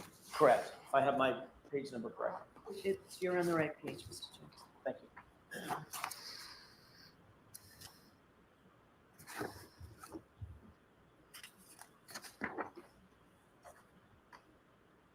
Okay, go ahead, sir. You wrote the word homicide. Is that right? Yes, You were describing to your sister the nature of the case that you are now assigned. Is that right? correct. She wrote, the Canton thing is a homicide. And you wrote, don't say a word to anyone. Correct? Correct. And then she wrote, of course not. Isn't that right? Yes. And then you wrote what? In the very least, it's suspicious. In the very least, it's suspicious. Correct? Correct. So at that time, at least at the time that you wrote that text on the 29th at 3:05 in the afternoon, you believed that the case was suspicious, right? It was before we found significant pieces of evidence. So you believed that it was suspicious that it may involve the Alberts, right? Absolutely not. She then writes, this is your livelihood, didn't she? She did. Meaning this kind of case could make or it could break your career, right? Objection. Sustained. She then wrote, I would never mess with that. Is that right? Yes. Your sister, Trooper Proctor, was warning you that you shouldn't be investigating a case in which close friends or family members were involved. Objection. Did you take her text? This is your livelihood. I would never mess with that, as a warning from her that you shouldn't be investigating a case that involved close friends. Objection. I'll allow it. Absolutely not. That was in response to don't say a word to anyone. And that was how I interpreted this is your livelihood. I would never mess with that. A couple of minutes later, 3:07 on January 29th, you told your sister, quote, Julie and Chris were at the bar with the victim and girlfriend. Got to interview them. Is that right? Yes. So you were telling Courtney, your sister, updates on what your investigation advancements were, correct? Who Just you're that gonna part. interview, why you're going to interview them. Yes. She wrote, you got to be kidding me, correct? Oh, really? Correct. Did you take that as you got to be kidding me? The Alberts are involved? No, absolutely not. And then you wrote, it's not a big deal, correct? Correct. And then she wrote, I bet I know the person. Sounds like it is, meaning it is a big deal, right? Yeah, I'm not sure what she meant with those messages there. But she did write, I bet I know the person, didn't she? She did write that, yes. And you know she's very close with the Alberts, correct? She's close with Julie and Chris. You then wrote, no, I meant, or you wrote not. I think you meant no. I meant that they were at the bar with him, correct? Yes. She writes, yeah, I got that part. And then she continues on, but I know a lot of their friends, correct? Yes. Did you see a problem in this exchange? Nothing jumped out at me. Your sister's literally explaining that your family friends are suspects or possible suspects in a murder investigation that you're in charge of. Correct? Objection. Sustained. Excuse me. On January 30th, 2022 at 9:13 in the morning, your sister texted you again, quote, Jesus Christ. The party was at one of the Alberts, correct? Yes. And you two were discussing the fact that, to put it in her words, Jesus Christ, these are our friends, right? Objection. Sustained. How did you take her Jesus Christ? The party was at one of the Alberts with 2 exclamation points. How did you take that? That's Come on, keep dancing. the way I'm interpreting my sister's text messages was that surprised and shocked that this is where Mr. O'Keefe was found on the front lawn of that residence. Could it be Jesus Christ? We know these people.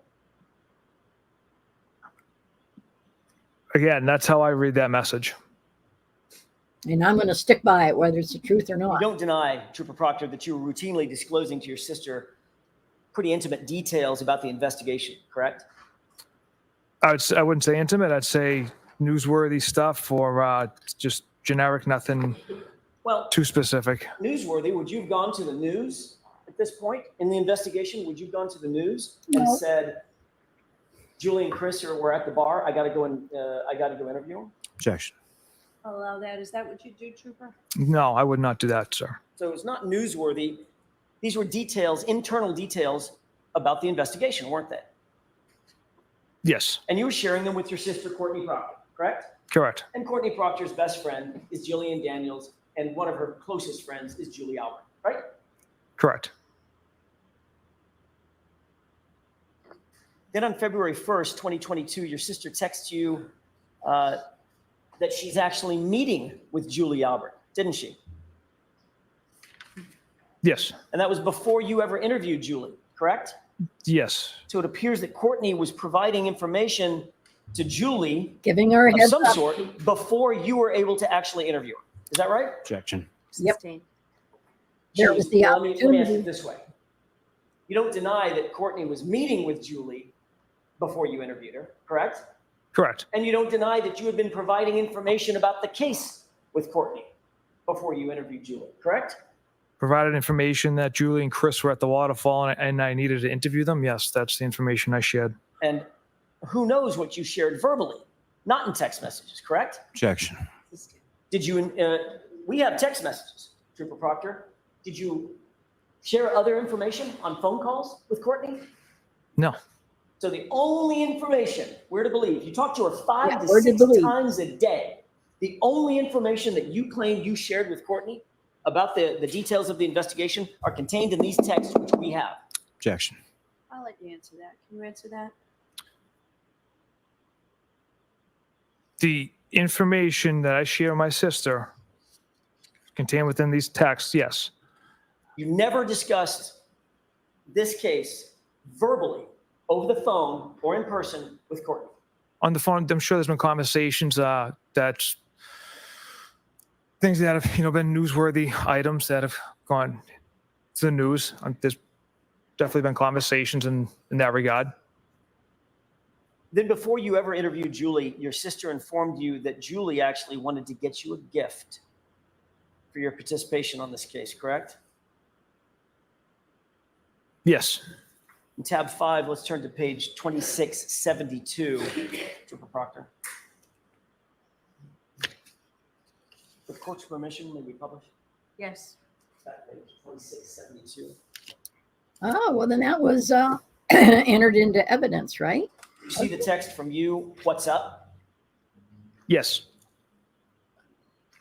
And what's Courtney Proctor's response? Nothing. I just saw Julie, and she said, when this is all over, she wants to get you a thank you gift. And I respond with, get Elizabeth one. Hang on just a second. Let's take them one at a time. You were asked about this on direct examination by Mr. Lally, right? Correct. And you looked at the jurors, paused, and said, I never asked for a gift. I never received a gift. Elizabeth never asked for a gift. She never received a gift. You remember that? Correct. You said you never asked for a gift, correct? Correct. What's your next text? Get Elizabeth one. Get Elizabeth one what? Yep. Referring to a gift Right. So you did, in fact, ask for a gift, didn't you? for my wife who had been home with my children for the last 10 nights. From Julie Albert Yes. for your participation on this case. I don't know if that's yes.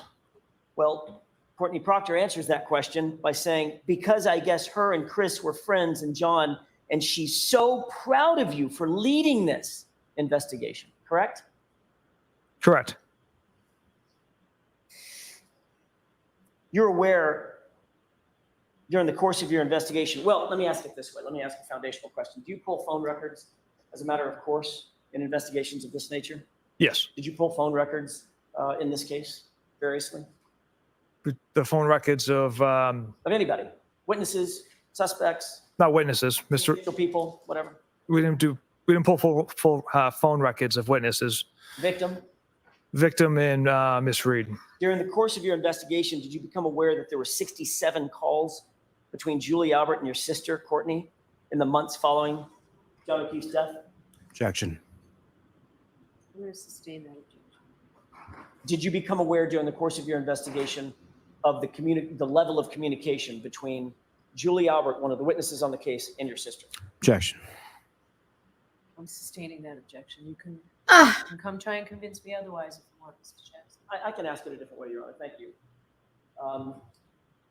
Did you ever seek information about phone calls and communications that Julie Albert may or may not have been having with anybody else?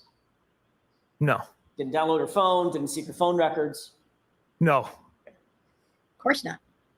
Did Courtney ever tell you that she had consistent communications with Julie Albert? Or did you know that otherwise? Objection. During the months, you? let me ask it this way, during the months following John O'Keefe's death, you did continue to have consistent communications with Courtney, though, didn't you? Yes, I speak to my sister every day. 5 or 6 Trooper times a Proctor, day. were you using Courtney, your sister, as an intermediary between you And and the Julie Albert? Absolutely not. You were well aware from the very beginning of your investigation that Colin Albert was, in fact, at 34 Fairview on the night in question, right? Yes. Matter of fact, you testified at the grand jury, the state court grand jury on this case, that you knew that Colin Albert was at the location, right? Yes. Did you make any concerted efforts to keep Colin Albert's name out of this investigation? Yes. No. Why is it, Trooper Proctor, that Colin Albert's name fails to appear in a single police report until July 18, 2023? Bingo. Colin Albert was not at the home. He left at approximately But he 12:10 had been a.m. there. before anyone from the waterfall had arrived back there. Let's look at, obviously, part of the job of an investigator is to be as complete and thorough as possible, correct? Yes. You don't just take someone's word for something. You look for corroborating evidence, don't you? Yes. Matter of fact, you wouldn't Not take in a this witness's word for almost anything in a reasonable investigation, would you? Objection. Would you? If- You can have that. If I find the witness to be credible and have no reason to lie, then yes, I would take their word. Would you try to support a witness's statement or witnesses with an apostrophe, S apostrophe, their statements with corroborating evidence? Yeah, potentially. That corroborating evidence might be talking to other witnesses, right? Yes. It might be looking at cell phone data, correct? Correct. It might be looking at geolocation data, correct? Yes. You're trying to find out where someone is. You might pull information from their phone concerning geolocation data, right? Yes. You might pull cell tower information, right? If there's a need for it. There's myriad ways that you can find out whether someone's telling the truth about where they were and when they were there, right? Right. Let's take a look at your handwritten notes from Cell phone your interview with Juliana Nagel on October 5th, 2022. This should be tab 7.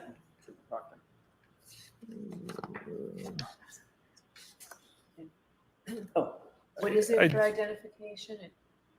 my mistake. I thought it was in the tab. It's not. This is a 3-page document. I'll just refresh his recollection with this. Okay, show Right. Mr. Lally and then go ahead. Of course. Let me ask a foundational question, Trooper Proctor. Do you remember exactly what's in your notes from a conversation that you had on October 5th, 2022? I don't know. Do you think it would refresh your recollection to take a look at your handwritten notes? Yes, sir. Thank you. Oh, handwritten notes.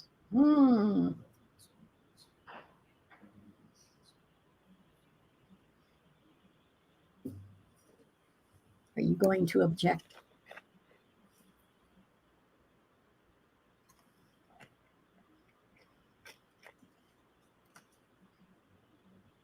Take a look at that. And first, let me just ask you if that refreshes your recollection.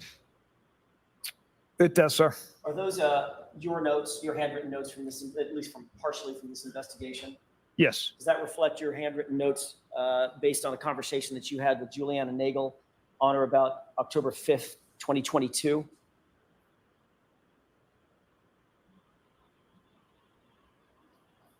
Was she one of the girls sitting at the table? It was her brother Nagel that came to get her, and she declined because Jennifer McCabe was going to take her home. Is that where I know the name from?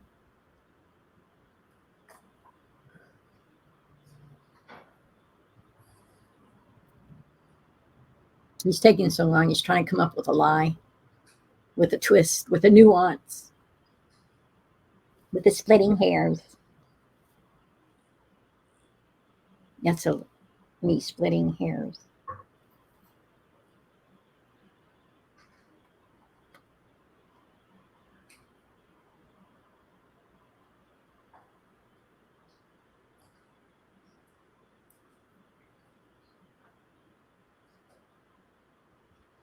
These people. My blood pressure is much better today.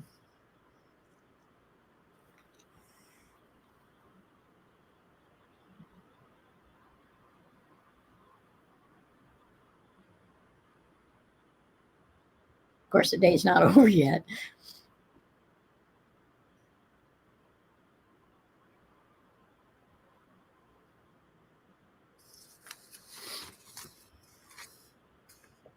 Mayor, Your Honor. Yes. Does this appear to be an accurate representation or an accurate copy of your notes from your interview with Juliana Nagel? Yes. Your Honor, with the court's permission, I changed my mind. I would like to have this marked as next. Introduced into evidence? Correct. Is there an objection? Yes, Your Honor. Any objection sustained? Is it true that in your handwritten notes, you list the following individuals based on Juliana Nagel's conversation with you as being at 34 Fairview? Brian, Juliana, Mary Kent, Emily Fabiano, Courtney Alba, Colin Albert, and Sarah Levinson. Correct? Correct.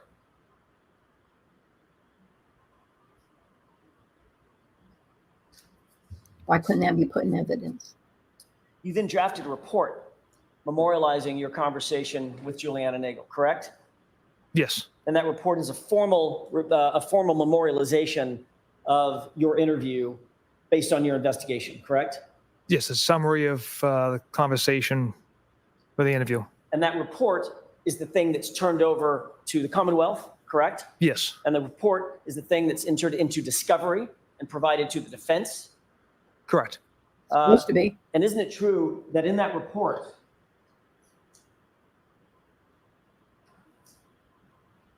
You list you everyone. list the individuals that were at 34 Fairview as Brian, Mary Kent, Emily Fabiano, Sarah Levinson. No Colin. Is that correct? Yes. What's the one name that was left out of your report on that list? Objection. I'll allow, was there one name left out? The- Break that down, Mr. Jackson. Sure.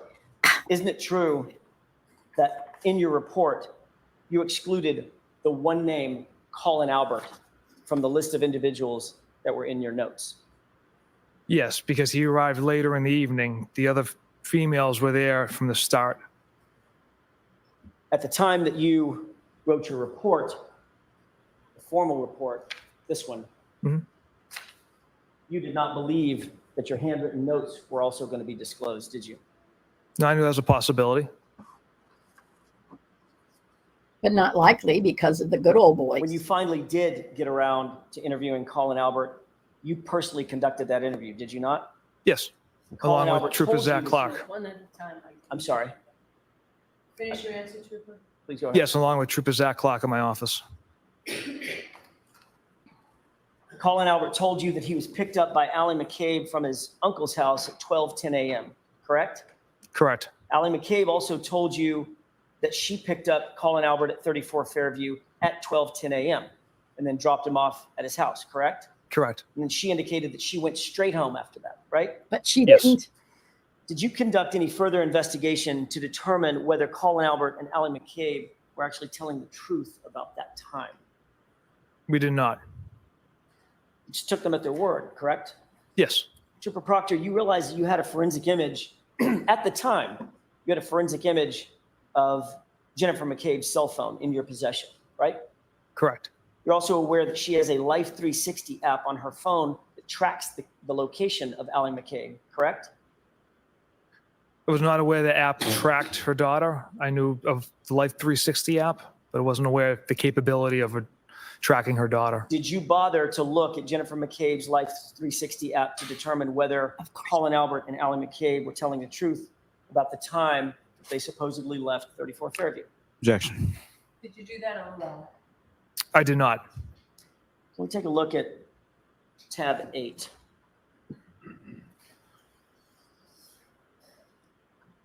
Do you recall looking at all at a Life 360 app or its data from Celebrate Report? Objection. Sustained. Did you or did you not look at any data from Life 360 from Jennifer McCabe's phone?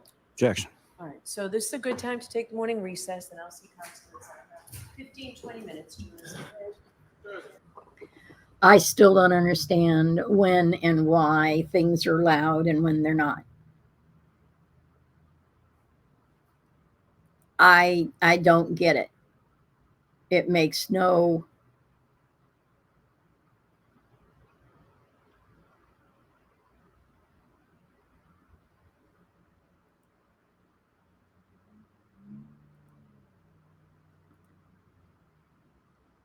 sense to me. To file any Celebrate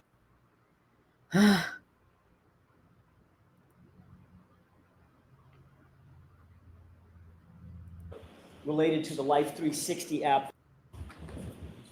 Okay. Hey. Where are we? All right, Mr. Jackson, whenever you're ready. Thank you, Your Honor. Trooper Proctor, did you include in your investigative file any Celebrate report related to the Life 360 app that was on Ms. McCabe's phone that you earlier testified Potato to? sticks.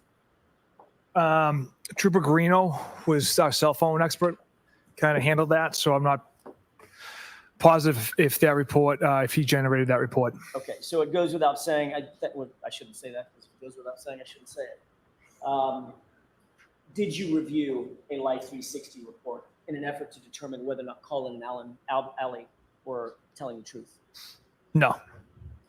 You grew up in Canton, did you not? Yes. I don't want an address, but just generally as a crow flies, how close would you say you live from the Albert residence at the former Albert residence at 34 Fairview in Canton? 2-3 miles. How about from the McCabe residence? And again, don't give me any addresses. Maybe a mile. You know, given the fact that you grew up in Canton, that it's about a mile walk through some woods to get to Canton High School from 34 Fairview, correct? Yes. Did you have any Canton police officers canvass the area around the high school or filling stations around the high school, gas stations around the high school for video surveillance footage? No.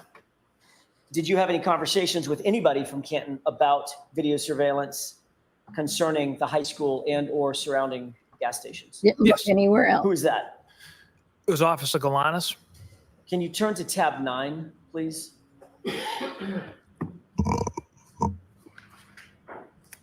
First, let me ask you if you recognize these texts with any individual. Yes, I do. How do you recognize those texts? That was a text communication between Officer Galanis and myself. Taking a look at those text communications, do you see the inclusive dates of those on the face sheet? Yes, document? I do. What are those inclusive dates? First message sent, date and time, February 18th, 2022, 1:02 p.m. Last message sent, date and time, February 18th, 2022, 2:05 p.m. These are texts on a single day, correct? That's correct. If you would look at page 2623.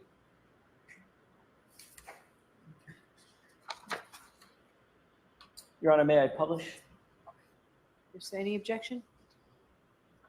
Same one, but I'll let you publish it. Thank you. So generous. In this text, I'm you're fine if asking you, a member of the Canton Police Department to look around the surrounding area of 34 Fairview Road for camera equipment, correct?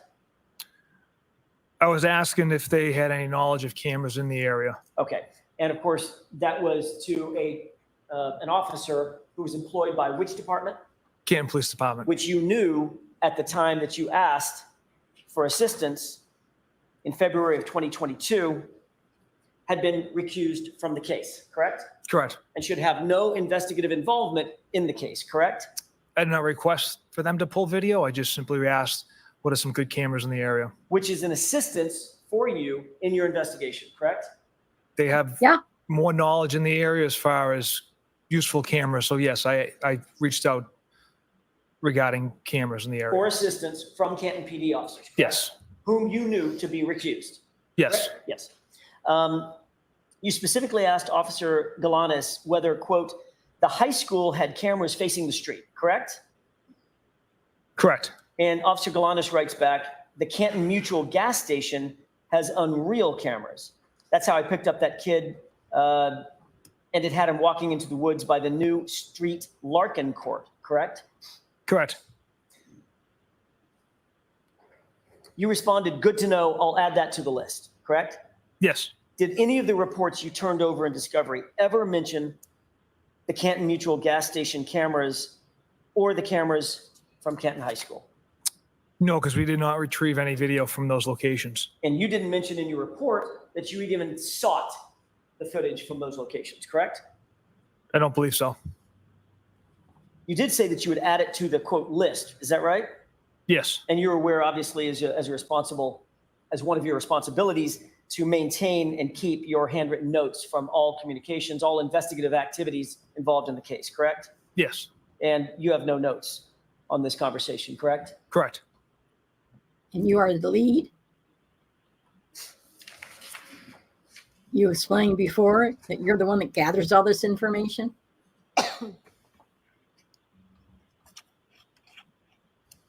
As the lead investigator, Trooper Proctor, you are responsible ultimately for deciding which witnesses will be interviewed and which witnesses will not be interviewed, correct?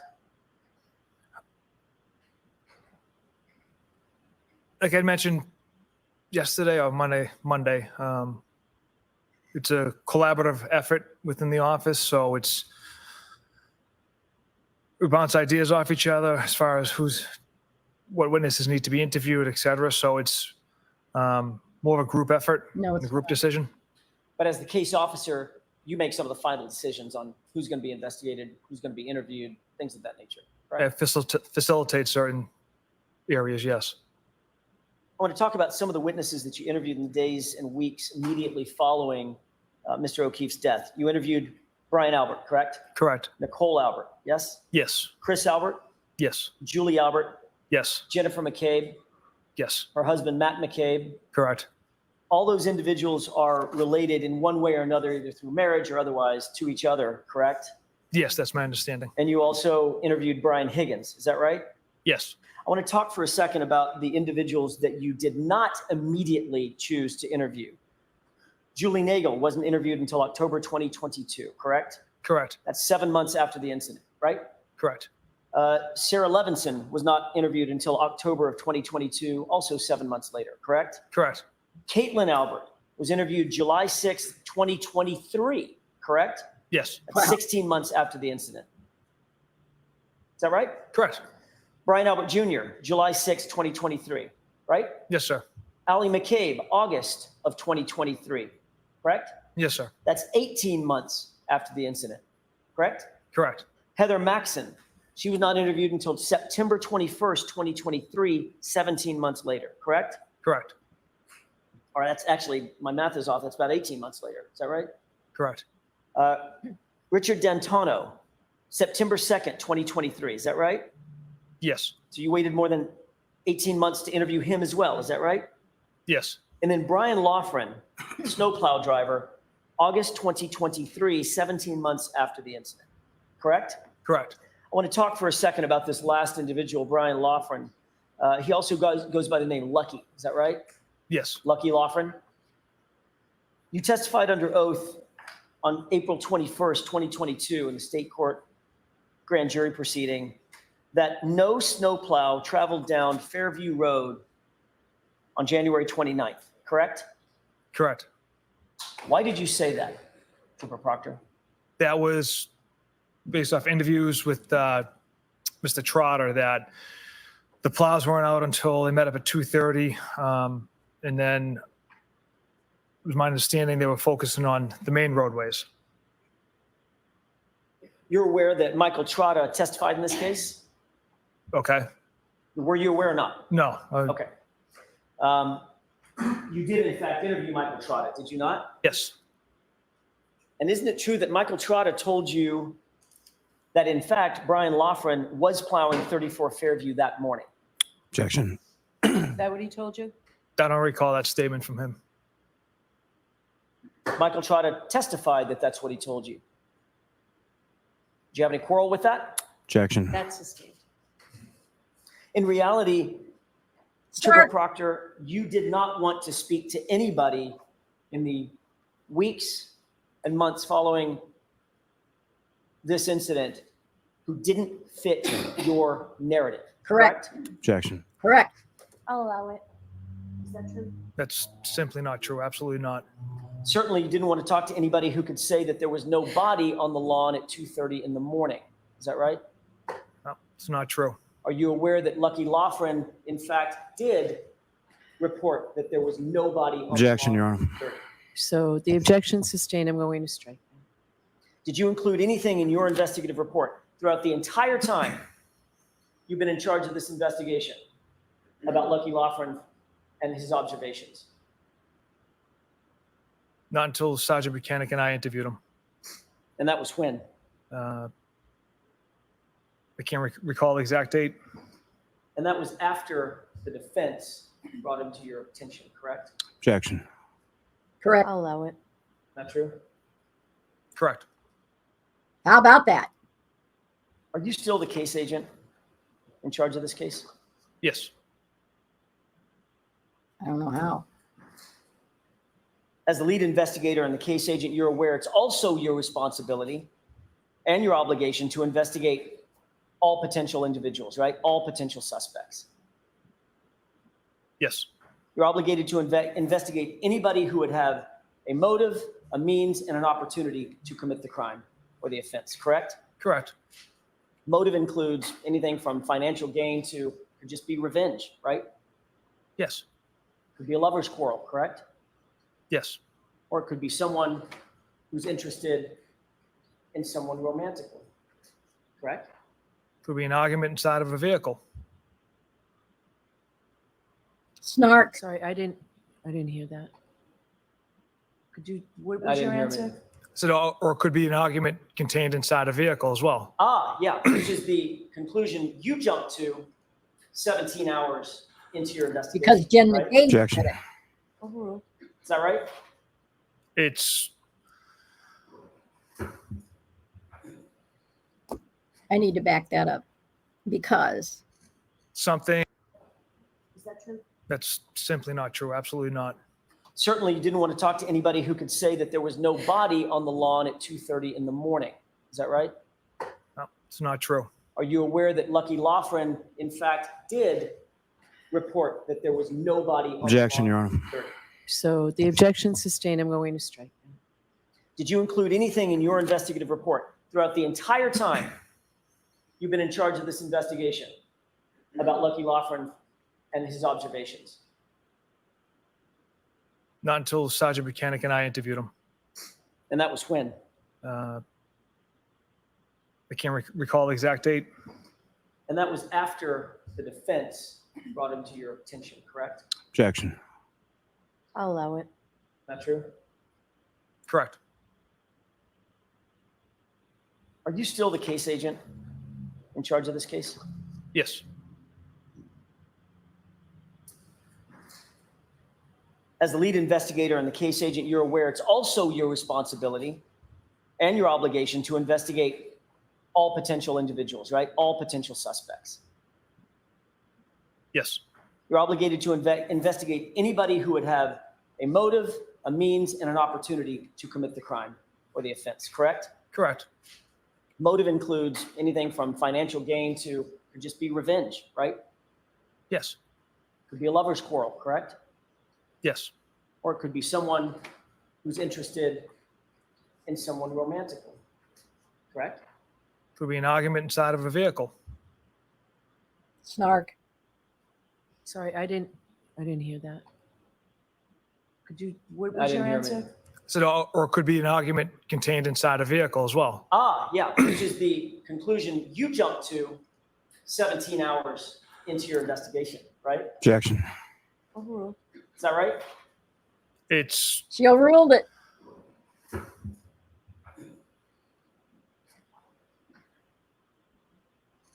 something, evidence we have contained within cell phones reiterates that fact. When you decided that you were gonna make sure that the girl, I think that's what you called her, the girl was gonna have serious charges brought against her 17 hours into your investigation, you didn't have any evidence whatsoever that there was an argument inside the vehicle, did you? To go towards intent, no. But as far as the physical evidence goes, we have compelling evidence indicating Miss Reed struck Mr. O'Keefe with her vehicle. So you just did Okay, this. Mr. Jackson, I just have to, keep your voice up, Trooper Proctor. What's that got to do Yes, Your Honor. with an Go ahead. argument You inside? just did this piecemeal. So when you decided that the girl, Ms. Reed, was gonna get serious charges against her, didn't have any indication of any intent, you just decided, oh, okay, I'm just gonna go with the physical evidence today. I'll figure out intent later. I'll figure out motive later, right? Yes. Whoa. Whoa. Let that one sit a while.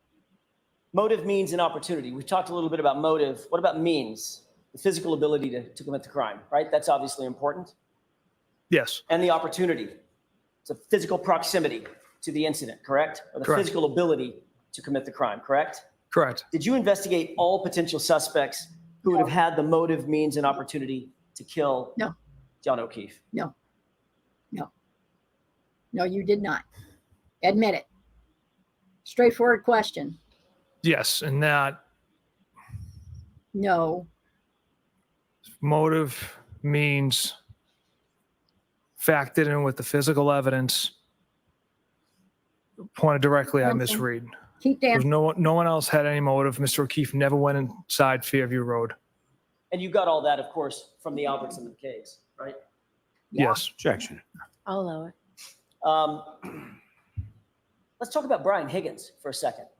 You know that name? I do, sir. You personally interviewed Mr. Higgins, correct? Sergeant Buchanan and I did, yes. You keep adding other people into the interviews. I'm asking what you did, not what you and somebody else did. Did you personally interview Brian Higgins? Objection. I'll allow it. Yes, I did.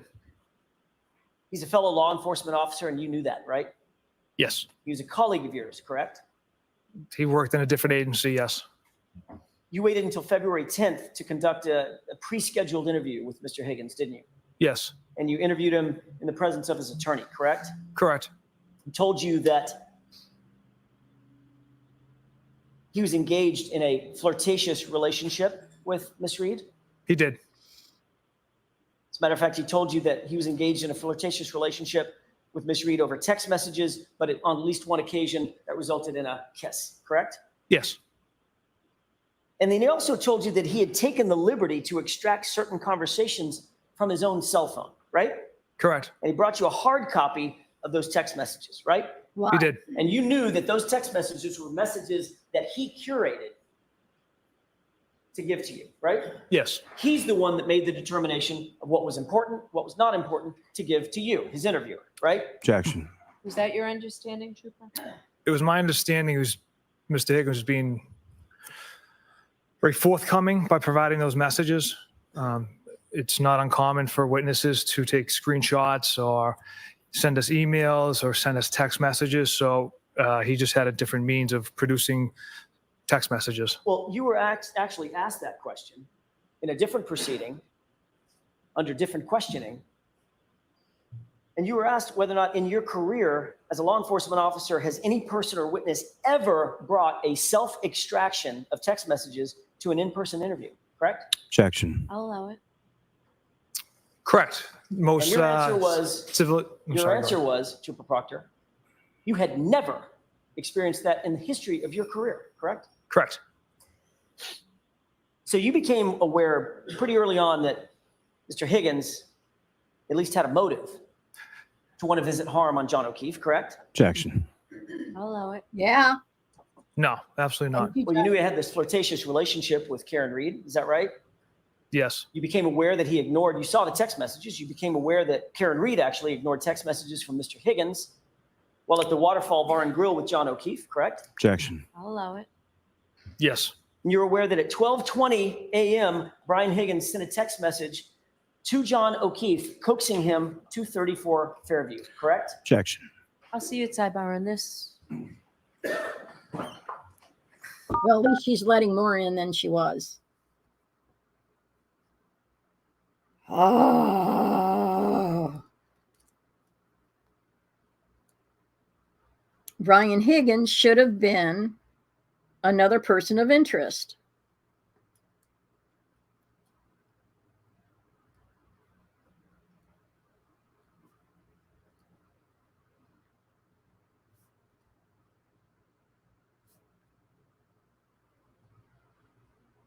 But he was so focused on zeroing in on Karen Reed because Jennifer McCabe was whispering in his ear. The Alberts were whispering in his ear.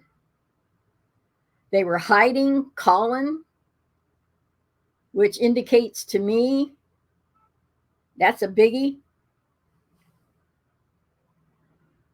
I was going to say I don't know if it's going to come into evidence or not, but defense has health steps app results that Officer John O'Keefe had on his phone that counted the steps. You are unmuted.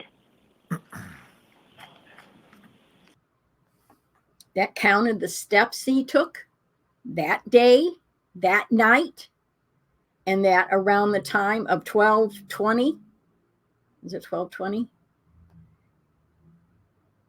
Right when Karen Reed said she was dropping him off,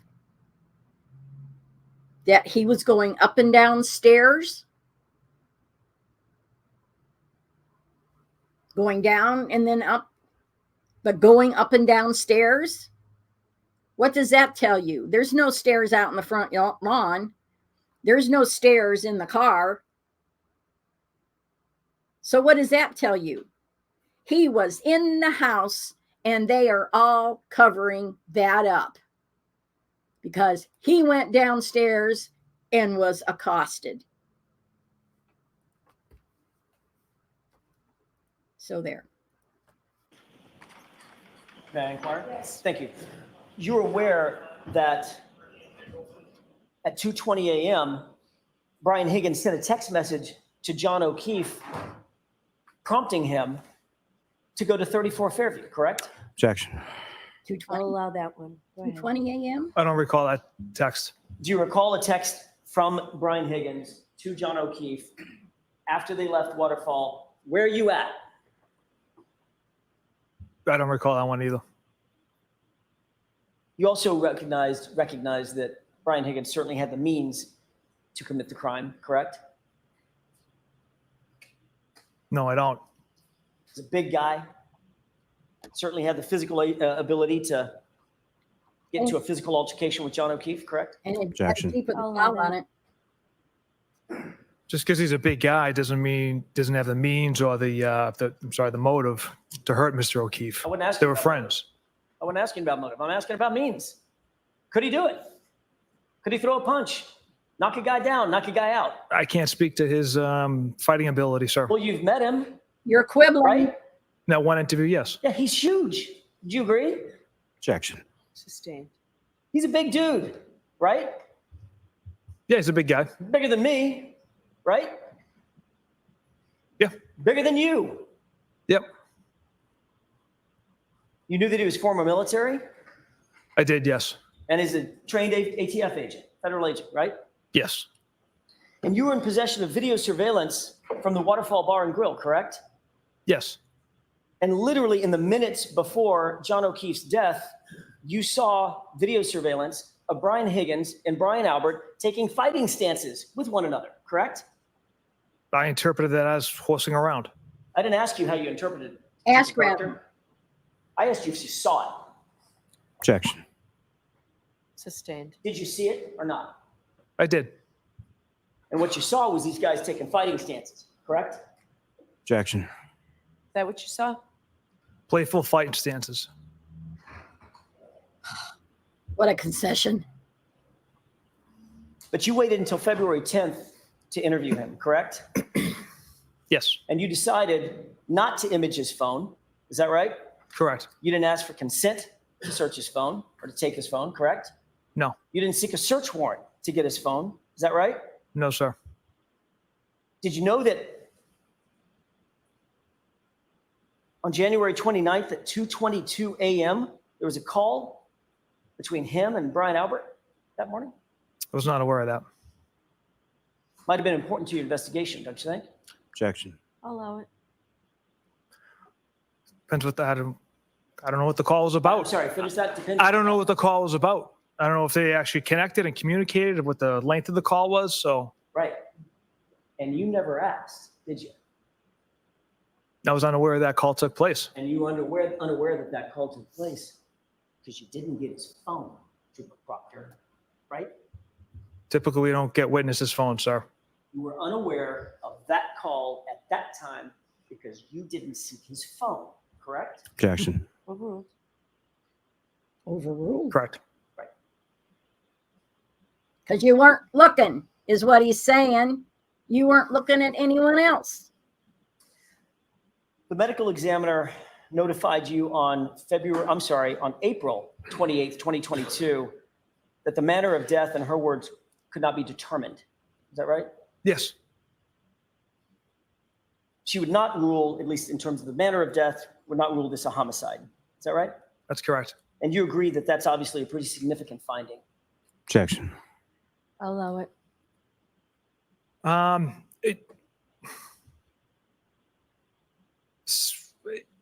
Her finding doesn't alter how we conduct our investigation, whether if it's undetermined or ruled a homicide. We're still going to continue to investigate one way, regardless of her determination. You obviously were not pleased with that. You were not pleased with that determination, right? It didn't matter one way or the other because, like I said, we continue on with the investigation. On April 28th, that same day, you received a text message from Trooper DeChico, correct? Yes, You turn to tab 11, please. What's the ID number? This is 2618. I'm sorry, tab 11 Triple is F. GGG, triple G is in golf.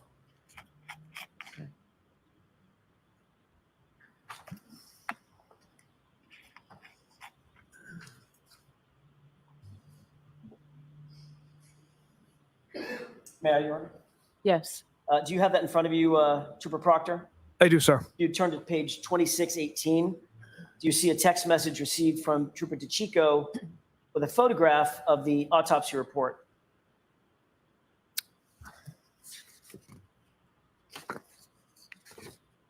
Yes, And that autopsy report indicates undetermined. Is that right? for manner, yes. In response, you wrote a text message to DeChico, correct? I did.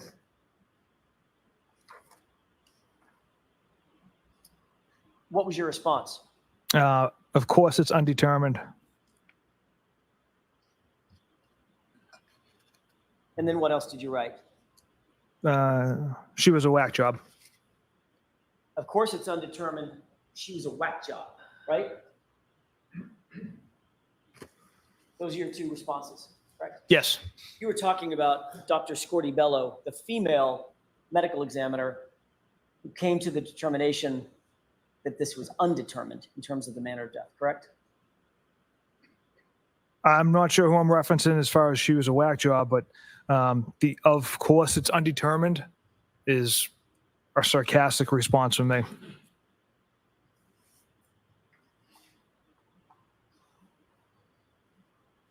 Have a moment, Your Honor. Sure.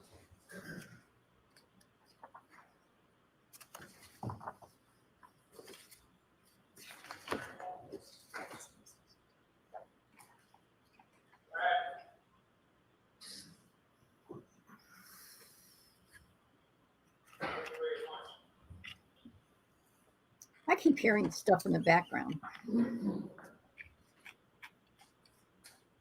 The reason you referred to Dr. Scortibello as a whack job is because the cut and dry case that you had hoped for wasn't really going your way, right? Objection. Sustained.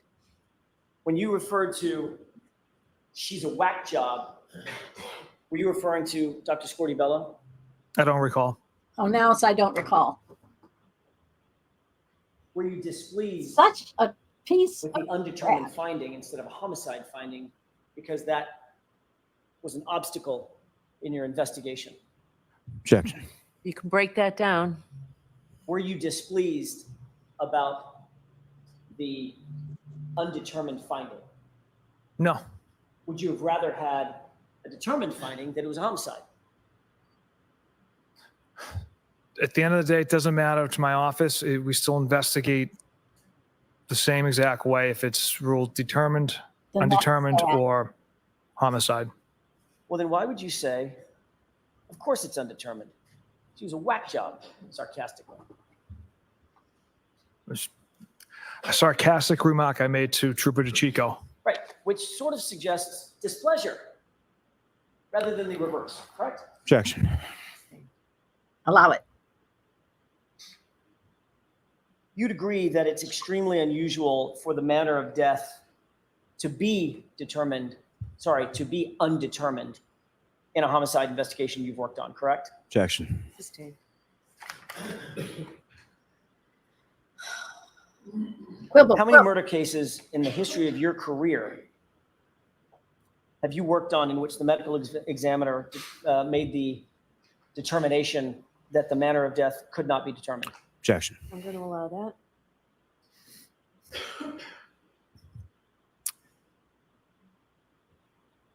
Not many. I wouldn't feel comfortable putting a number on it. It's not a lot. I couldn't ballpark it for you, but I know it's not a lot. Well, Trooper Proctor, you were asked this exact question in February of 2024. Not long ago. At another proceeding. Mm-hmm. And you indicated that you had never seen it in your entire career, correct?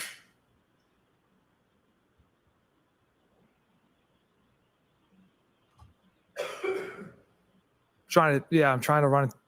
Well, Trying to you were think. asked the question, so first, what do you mean by, of course it's undetermined?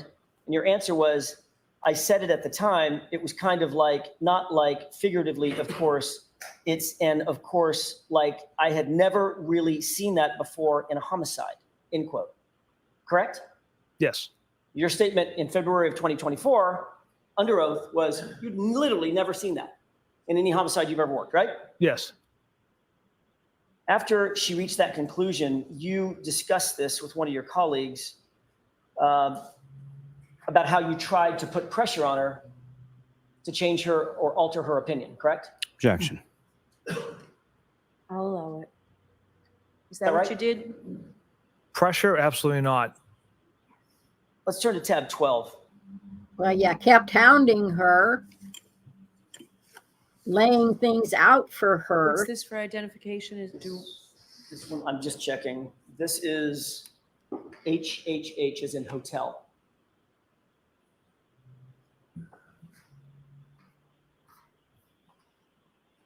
Your Honor, for this one, may I publish? So I've got them mismarked. What's the bottom? What's the base Sure, stamp it's number? 2632.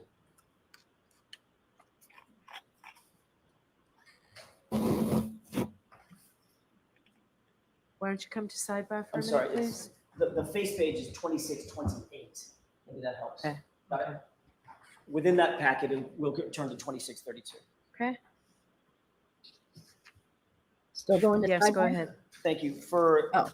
To begin with, Trooper Proctor, do you recognize the face page of that series of text messages in tab 12? Yes. Is that the text messages between you and Trooper DeChico, one of your colleagues? It is, yes. Turn to page 2632, if you wouldn't mind. Tell me when you're ready. Go ahead, sir. Trooper DeChico texted you, rookie move, not going into a meeting with the ME and getting that homicide determination, correct? Yes.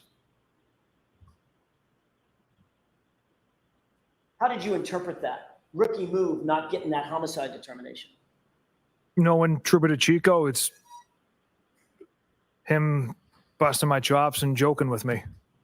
Because you see it as your job, you and Trooper DeChico, to go in and get the homicide determination. That's your job, right? Not at all, sir. You're not looking so much for her opinion as looking to give her your opinion, right? Absolutely not. You responded, Yuri and I, who's Yuri? Sergeant Buchanan. Yuri and I had 2 conference calls with her, sent her numerous photos, etc. We laid out the entire case for her. That was your response, correct? Yes. You were explaining how much effort you went to try to get her to change your opinion to homicide, right? Objection. Overruled. No, not at all. DeChico then responds, not good enough. Should have had me and Jeff do it, right? Yes, that was his response.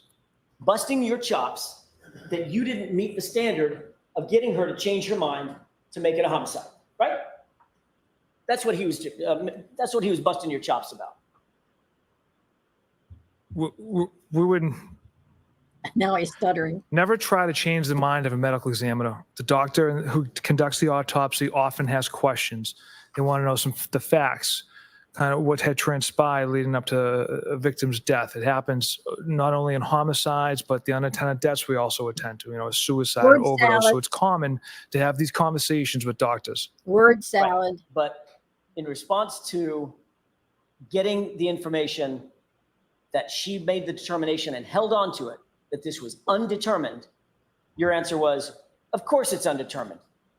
She was just a whack job, right? With sarcasm. Ultimately, did the doctor change her opinion? No. But the determination of the medical examiner, that didn't matter to you, right? Because you had already decided you were going to charge Miss Reed with murder anyway. Objection. I'll allow it. Yep. You Yeah, the decided that. determination did not matter as we continued on with the investigation. You decided that on the Notwithstanding the 29th. medical findings in the case, correct? That it was not determined to be a homicide, right? Considering the manner, but And that's because even though in the words of the prior group chat that this whole thing stinks, you were going to make it cut and dry by putting it on the girl, putting serious charges on the girl, notwithstanding what the medical examiner said, right? Objection. Sustained.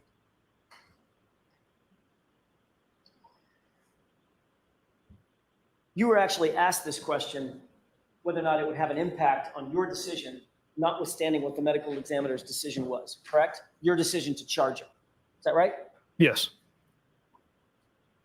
On February 1st, 2024, you were asked, so what you're telling this grand jury today, and you expect this grand jury to believe that you didn't care whether the medical examiner came back with a homicide determination?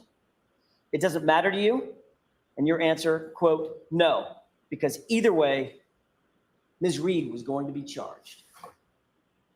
Right? Correct. Yep. That's how you make a case cut and dry, isn't it? Objection. Sustained. In other words, Trooper Proctor, to hell with the medical evidence, Karen Reed Any is evidence. going to be charged because that's what you had decided to do, correct? Objection. Sustained.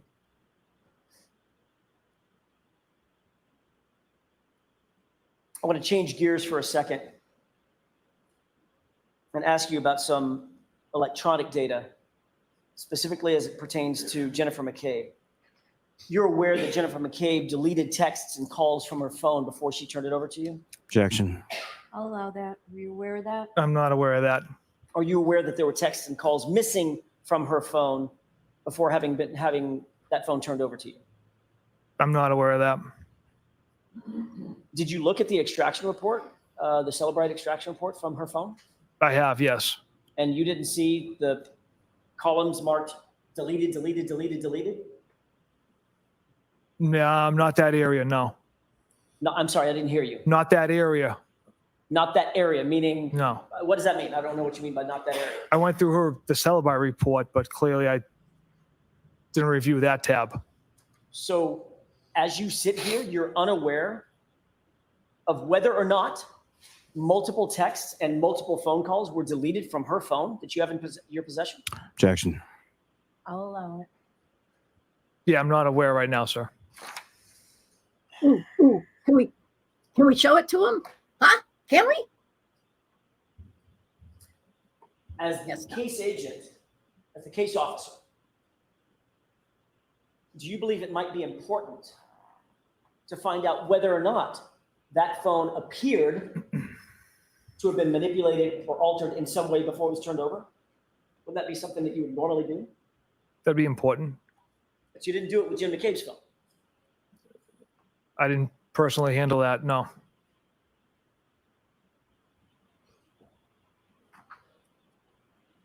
Did you ever seize Nicole Albert's phone? No, Did you ever seize Brian Albert's phone? no, Colin Albert's? no, Chris Albert's? no, Julie Albert's? no. Only Karen's.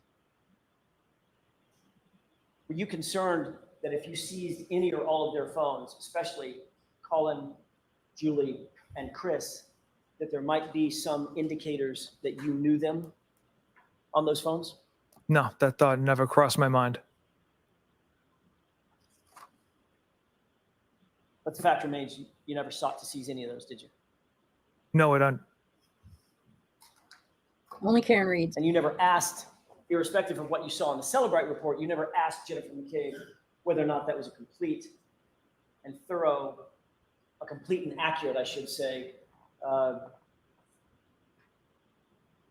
me ask it a different way. Did you ever ask Jennifer McCabe whether or not she ever altered anything on her phone before turning it in? I did not. Again, I didn't handle Miss McCabe's phone or do the cell phone extraction on it. I want to ask you about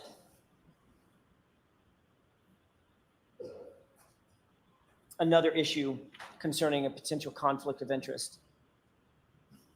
You were well aware that Canton PD was supposed to be, we talked about this at some length, conflicted off the case as of January 29th, 2022, right? Correct. And you even put it in that text message, nah, Cat, it's total opposite. They have to recuse themselves, BPD. Same with Canton, right? Yes, Those are your words on January 29th, right?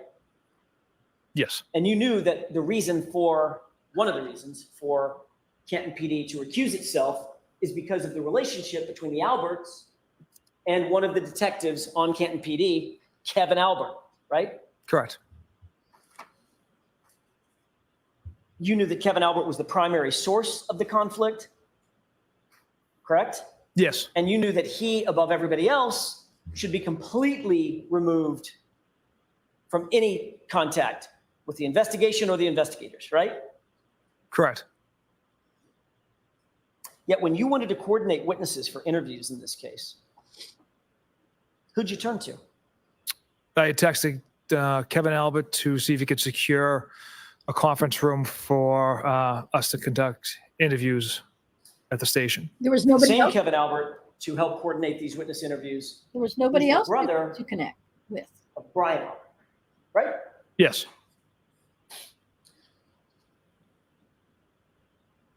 If you could turn to tab 13, please.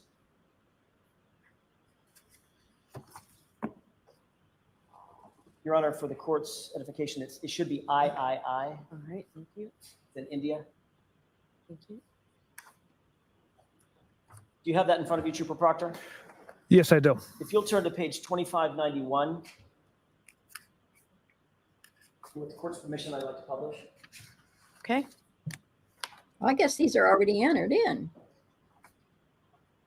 Or can you publish stuff Can you see that for identification? on January 30th, 2022, at about 11:55 a.m., Kevin Albert texts you on your personal cell phone, Paul G. is reviewing the reports now. Steve Serif is here if you need to interview him. And we can call Stephen Mullaney in as well, end quote. You see that? Yes, Who's Paul G? Lieutenant Paul Gallagher. So Kevin Albert, a Canton PD officer, and an Albert is texting you about Paul Gallagher, another Canton officer, about interviewing Steve Seraf, another Canton officer, and Steve Mullaney, a second Canton officer, correct? Correct. What investigation was Kevin Albert referring to in the text? The death of John O'Keefe. This investigation. Right? Correct. That he wasn't supposed to be. Did you tell with? Kevin Albert it's completely inappropriate for him to be involved in this case at all? I did not. Did you tell him he shouldn't be having any contact with any of the witnesses, and he shouldn't even be having contact with you? Did you tell him that? I did not. What you did write back was, quote, okay, you and I are coming in at 1 to interview a firefighter, Katie, correct? That's right. So not only did you tell him that you were engaged in the process of obtaining interviews, you told him the name of the interviewee, right? Yes. And you were going to do it at Canton PD, correct? Correct. So you're sharing information about the identity of witnesses that you intend to interview with Brian Albert's brother, right? Yes. Then you asked Kevin Albert to actually contact the witnesses in order to schedule their interviews, didn't you? Yeah, I believe it was Officer Mullaney and Seraph.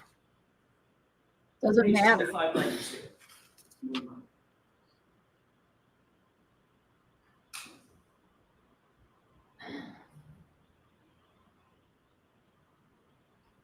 I'm sorry, Kevin Albert texts, okay, so I'll get Mullaney in as well. You interviewing her here? And you respond, yeah, if we can line them up for 1:30 and 2, that would be great, correct? Yes. So you were leaving it up to Kevin Albert to contact and coordinate with the witnesses that you intended to interview at Canton PD, correct? Objection. I'll allow it. Correct. Objection to what? You then answered anytime in the ballpark. Gee, I'm sorry. Yes, you answered anytime in the ballpark. Then you went on and said from 1:30 on, correct? Yes. Kevin Albert then says, okay, sounds good. And then he responds, if you want to interview witnesses in the recorded room here, you're more than welcome. You see that? I do. He was referring to an interview room or an interrogation room where there's surreptitious recording devices, correct? Yes. That's to help facilitate memorializing interviews that police officers want to take with any witness in a crime, right? Correct. where's the tapes from that?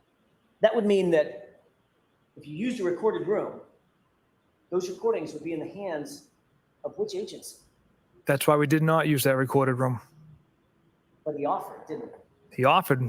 We did not use it. Did you see that as a problem? That he offered? Yeah. No, I don't, sir. You see that as a problem because he might, I don't know, take some of those interviews and forward them to his brother? Objection.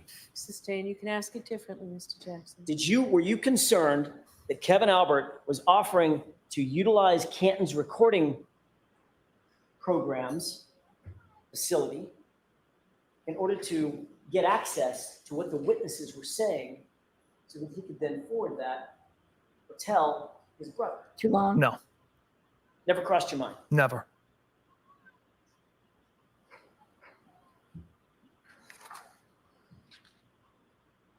Well, if it never crossed your mind, why didn't you go ahead and use the recording you were doing? Typically, don't record our interviews. That's not what you said a second ago. You said the reason we didn't use the recording room was because of the obvious possibility that Kevin Albert and Canton PD could have access to the recordings. Objection. Sustained. Didn't you say He that's inferred why it. we didn't use it? No. That was your answer, right? No, What did you say? that we didn't use it. You, Right. When I said, if you made a recording, it would be in the hands of which agency? Obviously Canton PD. And your answer was, that's why we didn't use the recorded room. Yep. Right? That's what you said. no, I don't recall saying that's why we didn't use the room. You just said it, Trooper Proctor. I mean, it's You been did. 10 minutes. It's been 4 minutes. No, You don't remember that? not specifically stated like that. All right, let me ask a different way. If you weren't concerned that the interviews could be compromised by Canton PD and Kevin Albert, why didn't you just use the room? It was offered up. Typically we don't record interviews. With a cooperating witness, we just sit down with them, take notes. If it's someone we deem necessary to actually have a recording of, then we'll pursue that option. Trooper Proctor, after you knew that Canton Police Department was conflicted off the case, you continued to have a very close relationship with yet another Albert, Kevin Albert, correct? We worked on a cold case together. So you did have a close personal and professional relationship with Kevin Albert, didn't you? I'd say it was a professional relationship. Only a professional relationship? Him and I were members at a gym together, and we worked a cold case together for several months. Drinking, socializing, maybe? Once in a while. Socializing. So it went beyond professional, right? Yes. Yeah, acquaintances. Drinking acquaintances, right? On several occasions, yes. Socializing acquaintances, right? On several occasions. So when you told the jury a few minutes ago You lied. that you were aware of and knew of, but didn't have relationships with 3 Alberts, Julie, Chris, and Colin. And now Kevin. Not quite true, is it? Objection. Sustained. There's a 4th Albert out there, isn't there? Yeah. Right? Yes. But you didn't tell us about that one, Objection. I'll allow it. correct? I don't consider that a relationship. It's Well, let's look at that. 5 months into this investigation, in July of 2022, you were actually continuing to socialize with Kevin Albert, weren't you?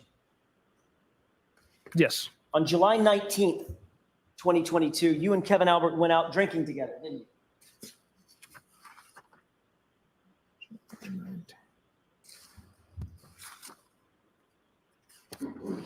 Trooper Proctor, I'm not asking to look for anything in the binder at this point. I'm asking for your memory. I don't recall that. You don't recall the date, or you don't recall, July 19th, 2022. you don't recall the drinking? The date itself, sir. Why don't we turn to tab 13? Yes, sir. Do I have a number or a letter? We're still in tab 13. And this, are we still in tab 13? All right, so what page, Mr. Jackson? Page 2602.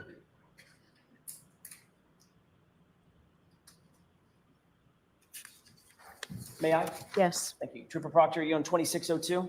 I am. The fact of the matter, does that refresh your recollection that on July 19th, 2022, you and Kevin Albert have been out drinking together?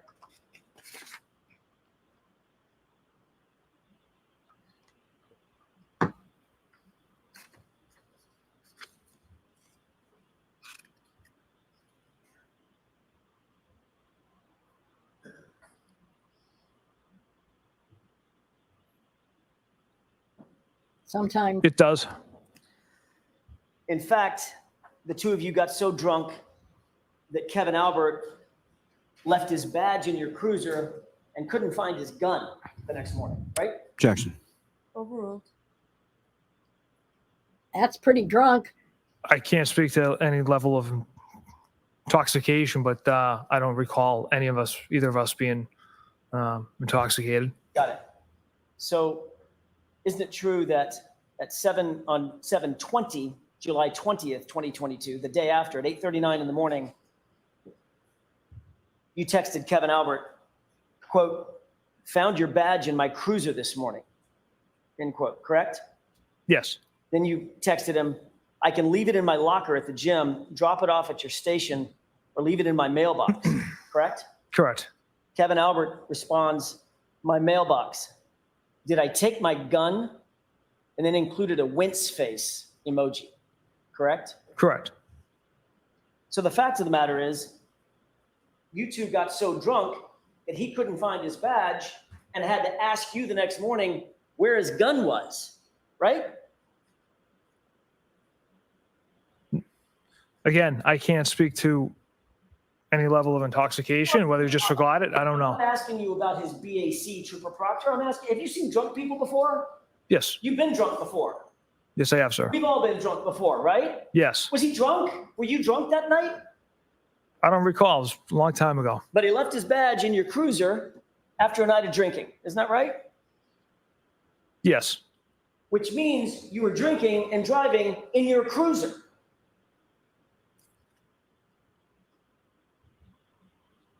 Right?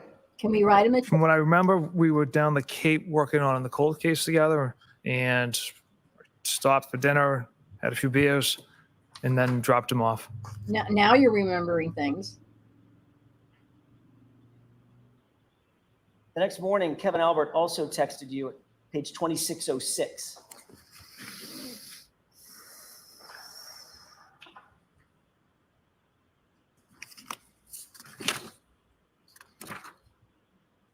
Starting with "It's bad." Tell me when you see that. Okay, say it. Nora, may I publish? Yes. 2606, please. Kevin Albert responded, "It's bad!" Exclamation point, exclamation point. "I was hungover for sure today!" Exclamation point, exclamation point. "Couple tonight to make me feel good." End quote. Correct? Correct. You can take that down. Does that refresh your recollection that the two of you had been out drinking the night before? He got so drunk that he couldn't find his badge and he couldn't even find his gun.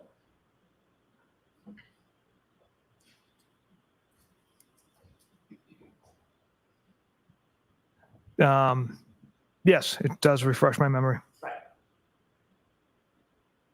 And you're in your cruiser. Right? Yes, sir. And this is with Brian Albert's brother, Trooper Proctor. Correct. Someone you're not supposed to be hanging out with. Well, I can't say that. They were We're going working. to change gears, Trooper Proctor. You personally collected John O'Keefe's clothes from the hospital at Good Sam in Brockton, did you not? I did. I'd like to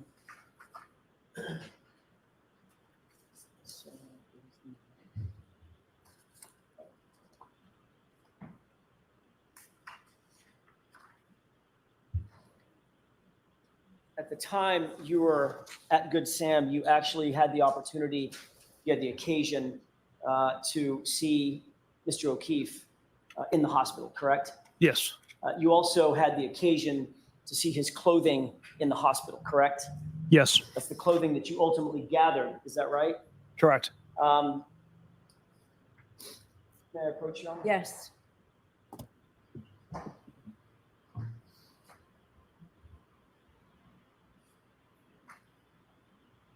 If you could take a look at that. Mm-hmm. Tell me if you recognize it. I do. Is that a photograph of you? I'm sorry, it's not of you, but do you see your legs in that photograph? Yes, Okay, and you also see the legs of Mr. O'Keefe on the hospital gurney, correct? I do. And you see a pile of clothes there? Correct. Your Honor, if I could have this marked and admitted. Objection? No, Your Honor. Different picture. 568? Yes, sir. Thank you. Thank you.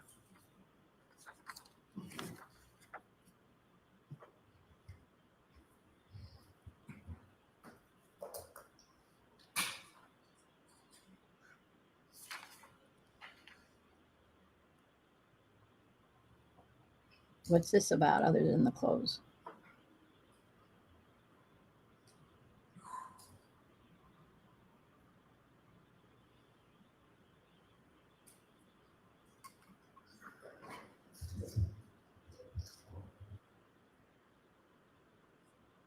We ready? May I inquire? Yes. Thank you.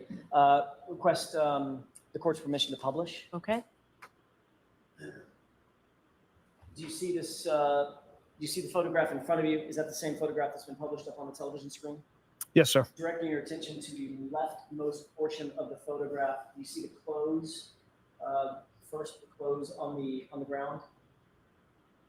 I do, yes. Okay, that appears to be what? What items or articles of clothing do you see? The T-shirt, possibly the jeans. Gray shirt as well? Yeah, yes. Okay. And those are your legs to the uppermost part of the screen, correct? I believe. In the blue pants? Yes, And do you see to the leftmost portion of the screen a chair?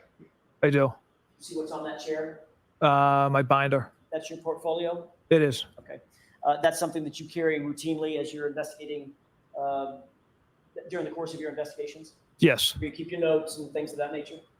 yes, Pens, paper? correct. All right. Let me take that down.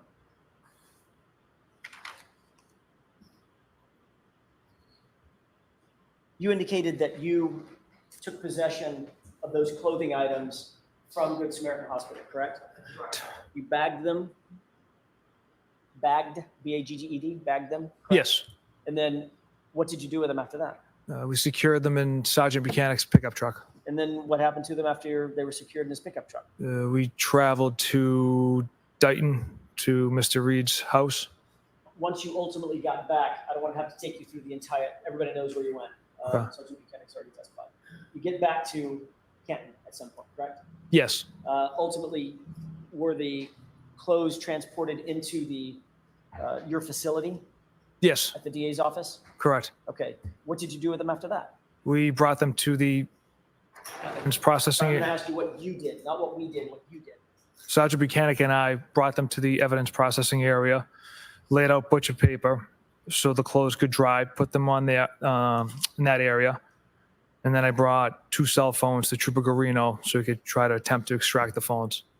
What did you do with the clothing after it was dried out? So the next day, Trooper DeChico arrived and brought them into the permanent evidence area where only him and another trooper in my office have access to. So they were secured from that at that point. So you didn't book them into evidence? I did not know. When they're booked into evidence, there's supposed to be a log of that, correct? I'm sorry? There's supposed to be a log of that when they're booked into evidence, correct? Yes. You're the case officer on the case. One of your responsibilities is to make sure that chain of custody is maintained throughout the entirety of the investigation, all the way up to a courtroom, correct? Yes. Where's the log of those items being booked into evidence? There was a chain of custody from when they entered the DA's office, and then when Trooper DeChico created a label for them, but also put them in the secure facility. Can you show me where that is? I'm not the evidence officer. I don't have that. I see. So you didn't bring a log with you of any sort concerning the chain of custody of these items, correct? No. As a matter of fact, the reason you didn't bring that chain of custody log is because none exists. Isn't that right? Objection. Sustained, ask it differently. Does a physical log exist starting from January 29th, 2022 to today? Yes. Where's that physical log, sir? It's in our notes. I'm not an evidence officer, so I don't know how that. Yeah. So I don't know how that's generated. Right. So as a case officer, you have no idea where an evidence log is that has something as insignificant as, I don't know, the victim's clothing. Objection. Sustained. It's The not. fact of the matter is, I love it. the evidence log attendant to this case regarding those clothing items starts on March 14th when they were taken to the crime lab, correct? Yep. That's when the clothing was transported to the lab. And that's the only log we have of what happened to those clothes between January 29th and today. Objection. Overruled. Yeah, it's You know true. that? I don't. I'm not off the top of my head, ma'am. I want to talk for a second about the searches in Brian Albert's front lawn that took place on and after January 29th, 2022. As the case officer, Trooper Proctor, you also took control of the taillight pieces that were ultimately claimed to have been found at that location, correct? Not in all searches. What? Which of the pieces that were found were you responsible for taking control over? The 8th, 11th, and 18th. So who had control over the items that were found before the 8th? You said the 8th, 11th, and 18th, right? Those are items that I had found on those days and that I had processed and essentially bagged and tagged them and handed them over to our evidence officer. There was multiple days that troopers were out there looking for more evidence. So there would be a log of that too, right? Again, how the system works as far as the evidence comes in, I can't speak to that. So you have no idea what the chain of custody of any of these items are, the clothing or the taillight material, from January 29th until March 14th, when the evidence log starts. Is that what you're saying? Objection. I'll allow it. Correct. There is a log. I mean, it's in our system where labels are created, and it generates the time and date that a label is created, and then it shows that it's at our office in a secured facility, and then it was brought to the lab on the 14th. What happens if the label is created and says something like, I don't know, February 4th? What happened to the items before February 4th? They were stored in a secured facility, a secured room. Says who? Where's the log? Objection. Sustain. Is there a log of that? Not to my knowledge. Sloppy, sloppy, sloppy.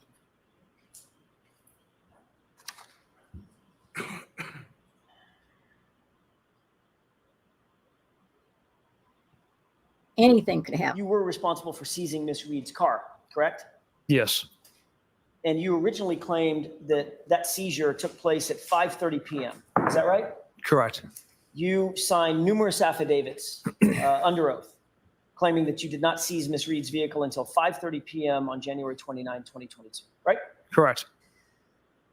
At the time that you seized Miss Reed's vehicle, you were unaware that there was alarm.com surveillance footage of the area from which the car was seized, correct? Correct.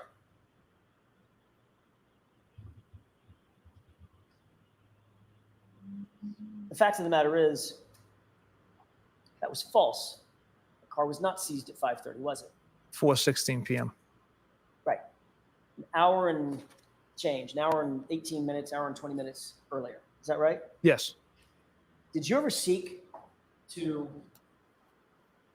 change or amend the error, a false statement about the time So or received and seized in any of those documents that you filed under oath?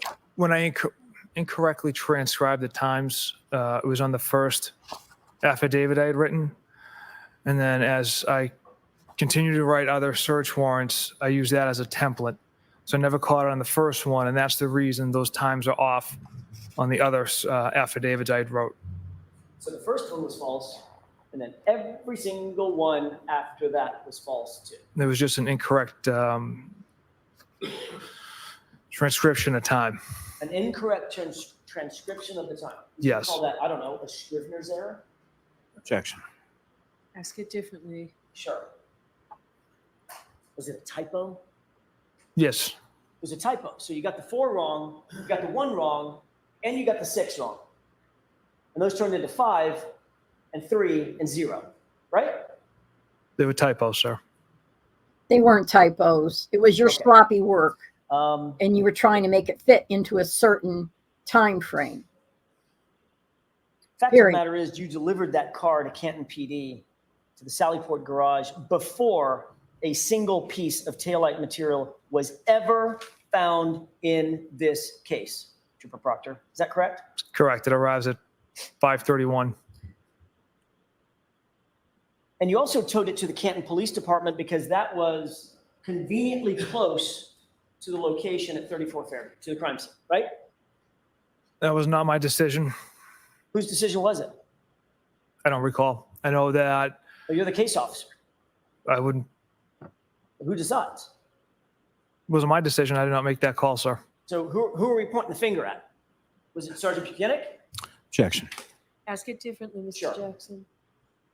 Was it Sergeant Buchanan who made that decision to transport it to Canton? It's a supervisor's decision. I don't know who it came from. Was it Lieutenant Tully?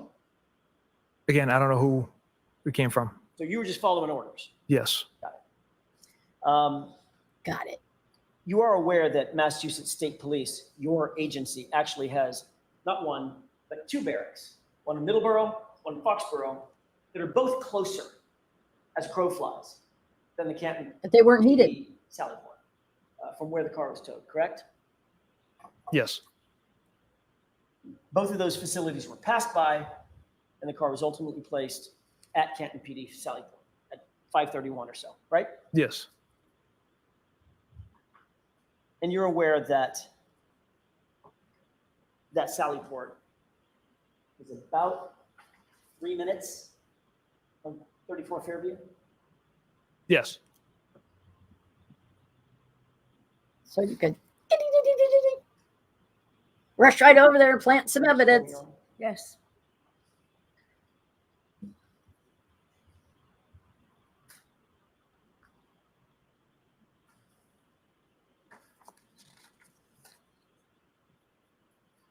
Trooper Proctor, you're the lead case officer on this case. That means that you were required to collect and maintain all the videos that were pulled in connection with this investigation, correct? Correct. And you obviously are aware of your legal obligation to turn over any and all exculpatory information that you were to come in, that you might come in possession of, correct? Objection. That's sustained. You did pull a lot of video in connection with this case, did you not? Yes. About 290 videos from the Ring camera located in the driveway at One Meadows. Does that sound about right? I don't expect you to have counted every single one, but just under 300, Correct. a ton of them, right? Yes. Another 140 videos or so from the front door Ring camera of that same location, One Meadows, right? Yes. 9 videos from the Waterfall Bar and Grill. Yes. 8 videos from the Temple Beth Yes. facility. 5 videos from CF McCarthy's. Yes. 4 dash cam videos. Correct. 2 videos from Canton Town Library. Correct. 2 videos from Cassie's Corner Store, right? There go the sirens. 2 videos from the cars test on Miss Reed's vehicle. Is that right? Yes. And 2 videos from the location at 34 Fairview where individuals were using leaf blowers. Correct. All of those, I did some rough math, 360 odd videos were handed over to the defense in or about June of 2022. Is that your understanding? Objection. That's sustained. They were provided in discovery to the defense ultimately, right? Okay. Yes. Does it sound like, I don't expect you to have the date down pat, but spring of 2022, sound about right? Spring, early summer? Yes. All right. But there was additional video surveillance footage that you chose to hold back from that discovery, correct? Objection. Did you hold back videos? I did not, Your Honor. Okay, next question. There's surveillance video from Canton Police Department's Sallyport garage that wasn't turned over, right? That video was discovered later on and then handed over. The first time you revealed the existence of that footage was in that separate proceeding in February of 2024. Isn't that right? Yes. You were questioned about it and you knew you were under oath at the time, correct? Correct. And that's when you disclosed, yes, there is Sallyport footage and I've seen it. The video I was referencing was the exterior Sallyport camera where you can't make out anything. Well, let's talk about that for a second. The exterior, you said, exterior, outside, Correct. meaning the one of the driveway. Right. And you say you can't make anything out in that. There's two different ones. There's the main driveway camera and then there's this exterior Sallyport camera.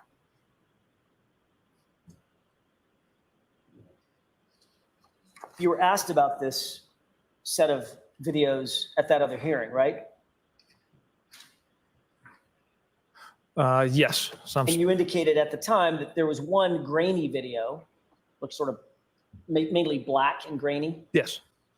and another one that showed you and Sergeant Buchanan arriving at Canton PD behind Miss Reed's vehicle on the tow truck. Is that right? Yes.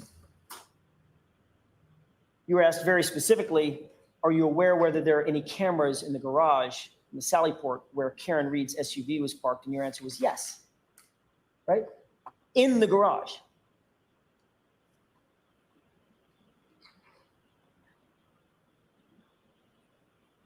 Yeah, I don't recall. Do you recall being asked that question? No. I can repeat it if you wish. Yeah, please.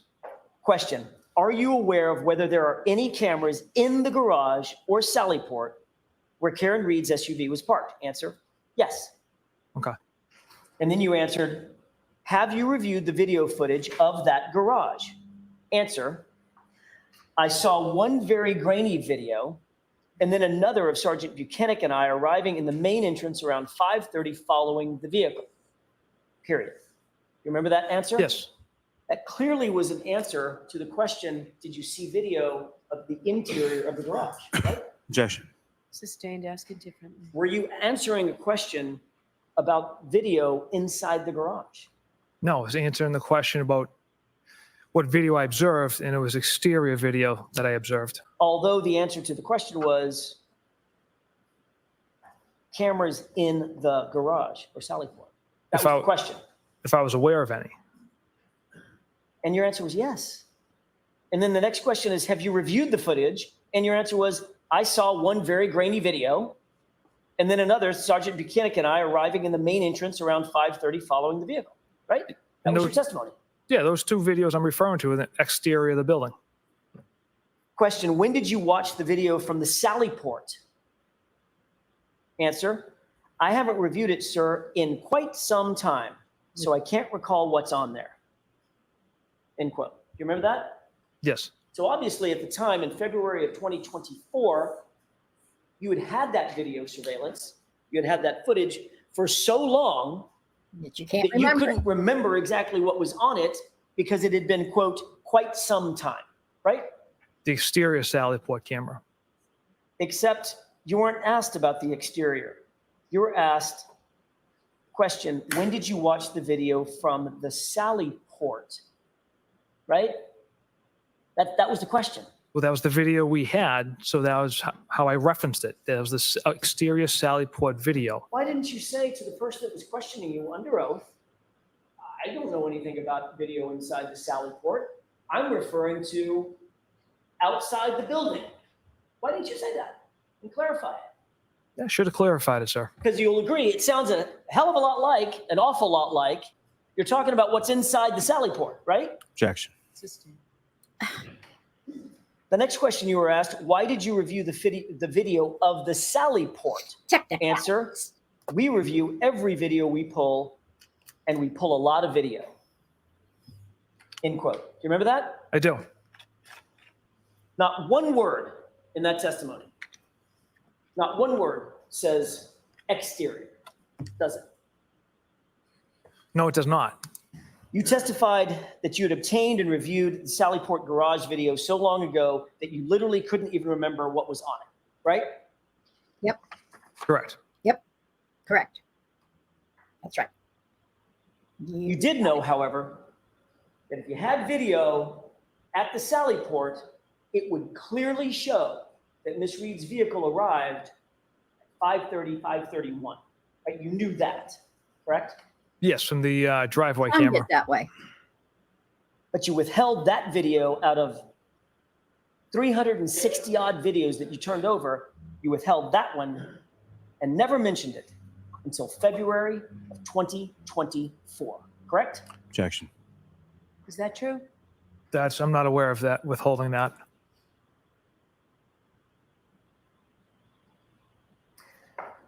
On April 4th, 2024, Okay. 2024, it's getting late. On April 4th, 2024, you turned over one video from the interior of the Sallyport garage, correct? Yes, sir. The interior, not the exterior, right? Correct. And that, remarkably enough, was a grainy video, right? Yes. And that video is missing the precise time that that vehicle was delivered to the Sally Port, correct? Objection. Yep, it is. Was it? I'll allow it. I don't recall. It's missing 42 minutes at the beginning, and it jumps from 5:08 p.m. to 5:50 p.m., correct? Objection. Sustained. Have you reviewed the video? Yes. Did you see that the timestamp jumps from 5:08 to 5:50? Objection. Sustained. Your Honor, how's it? I'll see it sidebar if you want. Okay, please. Yeah, nothing screwy going on here.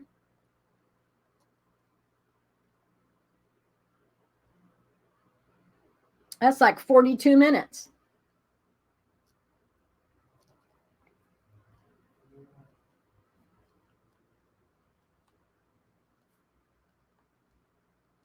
Yeah, nothing funny going on here. No. Why do I hear W.C. Fields? Anyway,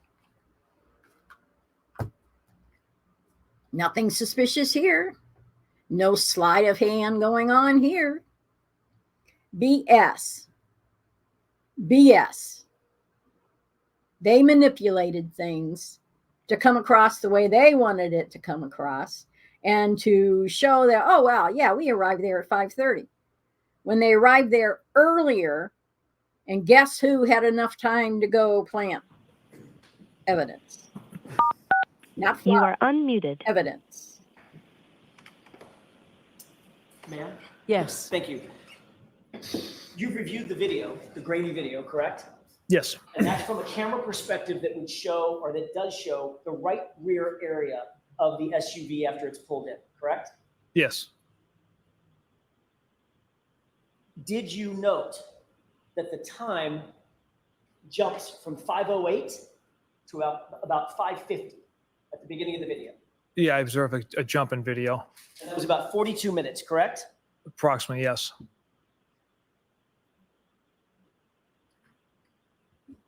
You're aware that there's another video from the interior of that Sally Port as well, correct? Yes. And you're also aware that, by the way, did you secure that video, the second one? Let me ask you a predicate question because it's a little confusing.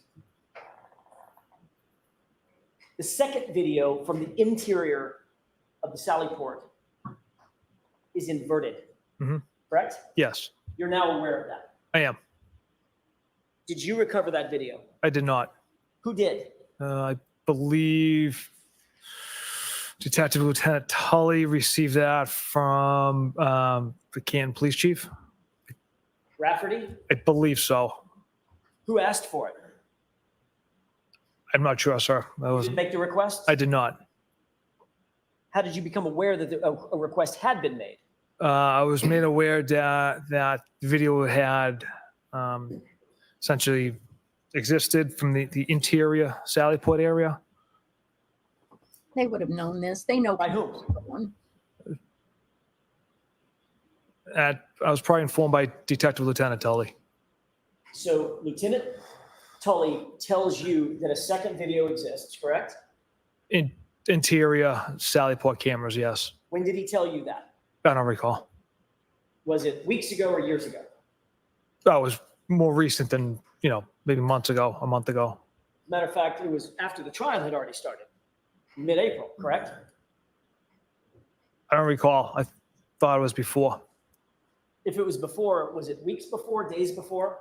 I don't recall. I'm just trying to pin down, are we talking about 6 months ago or are we talking about 6 weeks ago? It wasn't 6 months ago. Okay, so a few weeks ago, you were told about the second video from Lieutenant Tully, right? Basically. Yes. Did he tell you he had already seen it? I'm sure he watched it. Did he tell you he needed you to go get it? Objection. I'll allow that. No. Okay, so when was the first time you saw it? Well, they showed it to him. A few weeks ago, a month ago, What were the circumstances in which you saw that video? just reviewing the video Where? at my desk. So you pulled it, pardon me, you had access to the video. It Yes. was on your system somehow. It was on thumb drives and a disc. You put that in your computer and just decided on your own to watch it, correct? Yes. And what did you notice? One of the SUV being brought into the garage. You're in the video, right? That's you toward the back of the truck. Yep, I'm in the video. Some Canton PD members there as well. Tow truck guy drops the vehicle off. He's in the front driver's seat. Exits. Sergeant Mechanic's there. I believe Chief Berkowitz, the retired police chief. Where was he? He was kind of like mulling around the area. I feel like he was towards like the back open garage gate there. The back Towards like the rear. Yeah. Where you were. Yes. Was he the person, did you note that there were certain individuals that just seemed to apparate out of nowhere, just appear? Yes, there was one individual in like the top left corner of the video pushing a broom that kind of just appeared. And also toward the back of the vehicle, somebody just, while you were at the back of the vehicle, just sort of appeared and walked out of the sally port, correct? Yes. And was that Chief Berkowitz? Yeah, it looks like him, yes. Okay. So you and Chief Berkowitz are both toward the rear of the vehicle. He just apparates out of thin air because the video is missing some footage, correct? It appears that way, And you're or it holding skips. I'm sorry, I didn't mean to interrupt you. Or it skips. I don't know that system at all, so. Okay, and you're holding what appears to be that same black portfolio that we saw in the hospital. Yes. I noticed that. So, anything else you noticed that was odd about the video? It was inverted and they're Time skipped. skips?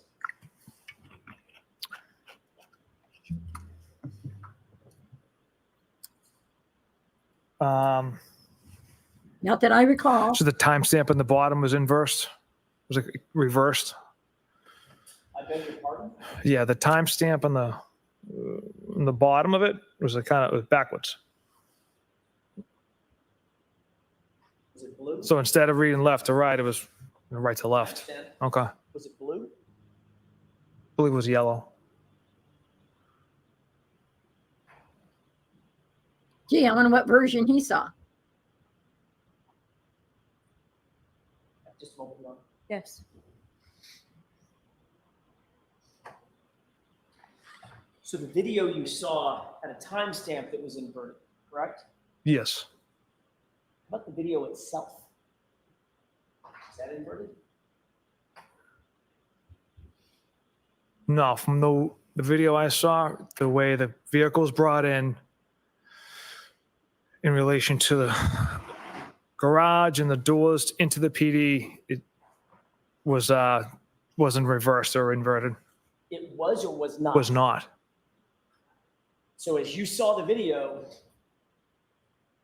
the portion of the vehicle that purported to be the passenger side was in fact the passenger side, and the vehicle, the side of the vehicle that purported to be the driver's side was in fact the driver's side. Yes. So I reviewed video yesterday just to rewatch it, and the one that I watched had the correct angle. It wasn't reversed. The car was brought in. Tow truck driver gets out from the driver's side. It wasn't reversed. The only thing reversed on it was like the timestamp on the bottom. Well, were you watching video that was produced in this trial? Yes. So were you aware that the defense presented a piece of evidence? Objection. I'll allow it. Thank you. Were you aware that the defense presented a piece of evidence where we inverted the video back to the correct, Orientation. No, it's not. and that timestamp was inverted? I was not aware of that. When did you watch that that video? Just the other day, I was reviewing it.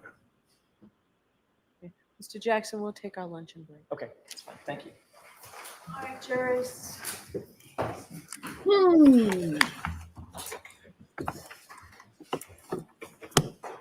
doesn't. Why don't we do 45 minutes?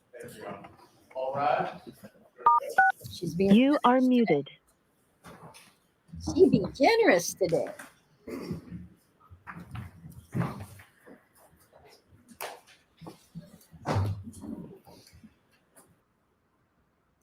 Okay. We're going to lunch. I'm going to let my doggy out. So all day today so far, all this morning, it's been Trooper Michael Proctor. And in depth, defense went over some of the texts. I mean, he just zeroed right in. It's apparent he didn't focus on anybody but Karen Reed. From what we remember, from what I remember, Jennifer McCabe was already whispering in his ear. And he was going by what Jennifer McCabe said and what the Alberts said. Okay, case solved. There was no further investigation to anything. Half-hearted inquiries into videos in the area, but was never really followed through on because he didn't need anybody else. He knew what the scenario was going to be. And as of the very day that they found Officer John O'Keefe on the front yard of Brian Albert's residence, they had already ticked it off to be Karen Reed's fault. And the only evidence they looked at was slanted in that direction. And the only evidence apparently appears to have been planted, in my humble biased opinion. Because it comes back down to those damn taillights. All this gaslighting that they keep trying to do. Well, it was this and it was that. It's like, don't pay any attention to what your eyes tell you. Don't pay any attention to what your intelligence tells you. You know, it's this way. It's this way. Even the ME, they shoved their information at her, and she, thankfully, still wouldn't go along with homicide. Well, that doesn't matter. She's a wacko. It still boils down to the image of the taillight as Karen Reed left early that morning is a taillight that's pretty much intact. Yeah, step on the brake, the light shines through all the red, and it's a red brake light. But if you look at what they're trying to shove down our throat of how it appeared in the Sally Port, there's no red left. So if you step on the brake and the light comes on, it's going to be shining brighter than my Zoom light over here. It's going to shine bright like a headlight because there's no tint. There's nothing there to prevent it. But they want us to believe that. They're gaslighting right and left. And I sure as hell hope the jury recognizes this. From square one, they had no intent to hold Brian Albert and the rest of the Klan accountable for anything. And Karen Reed was right from square one of what she thinks happened. And it's atrocious.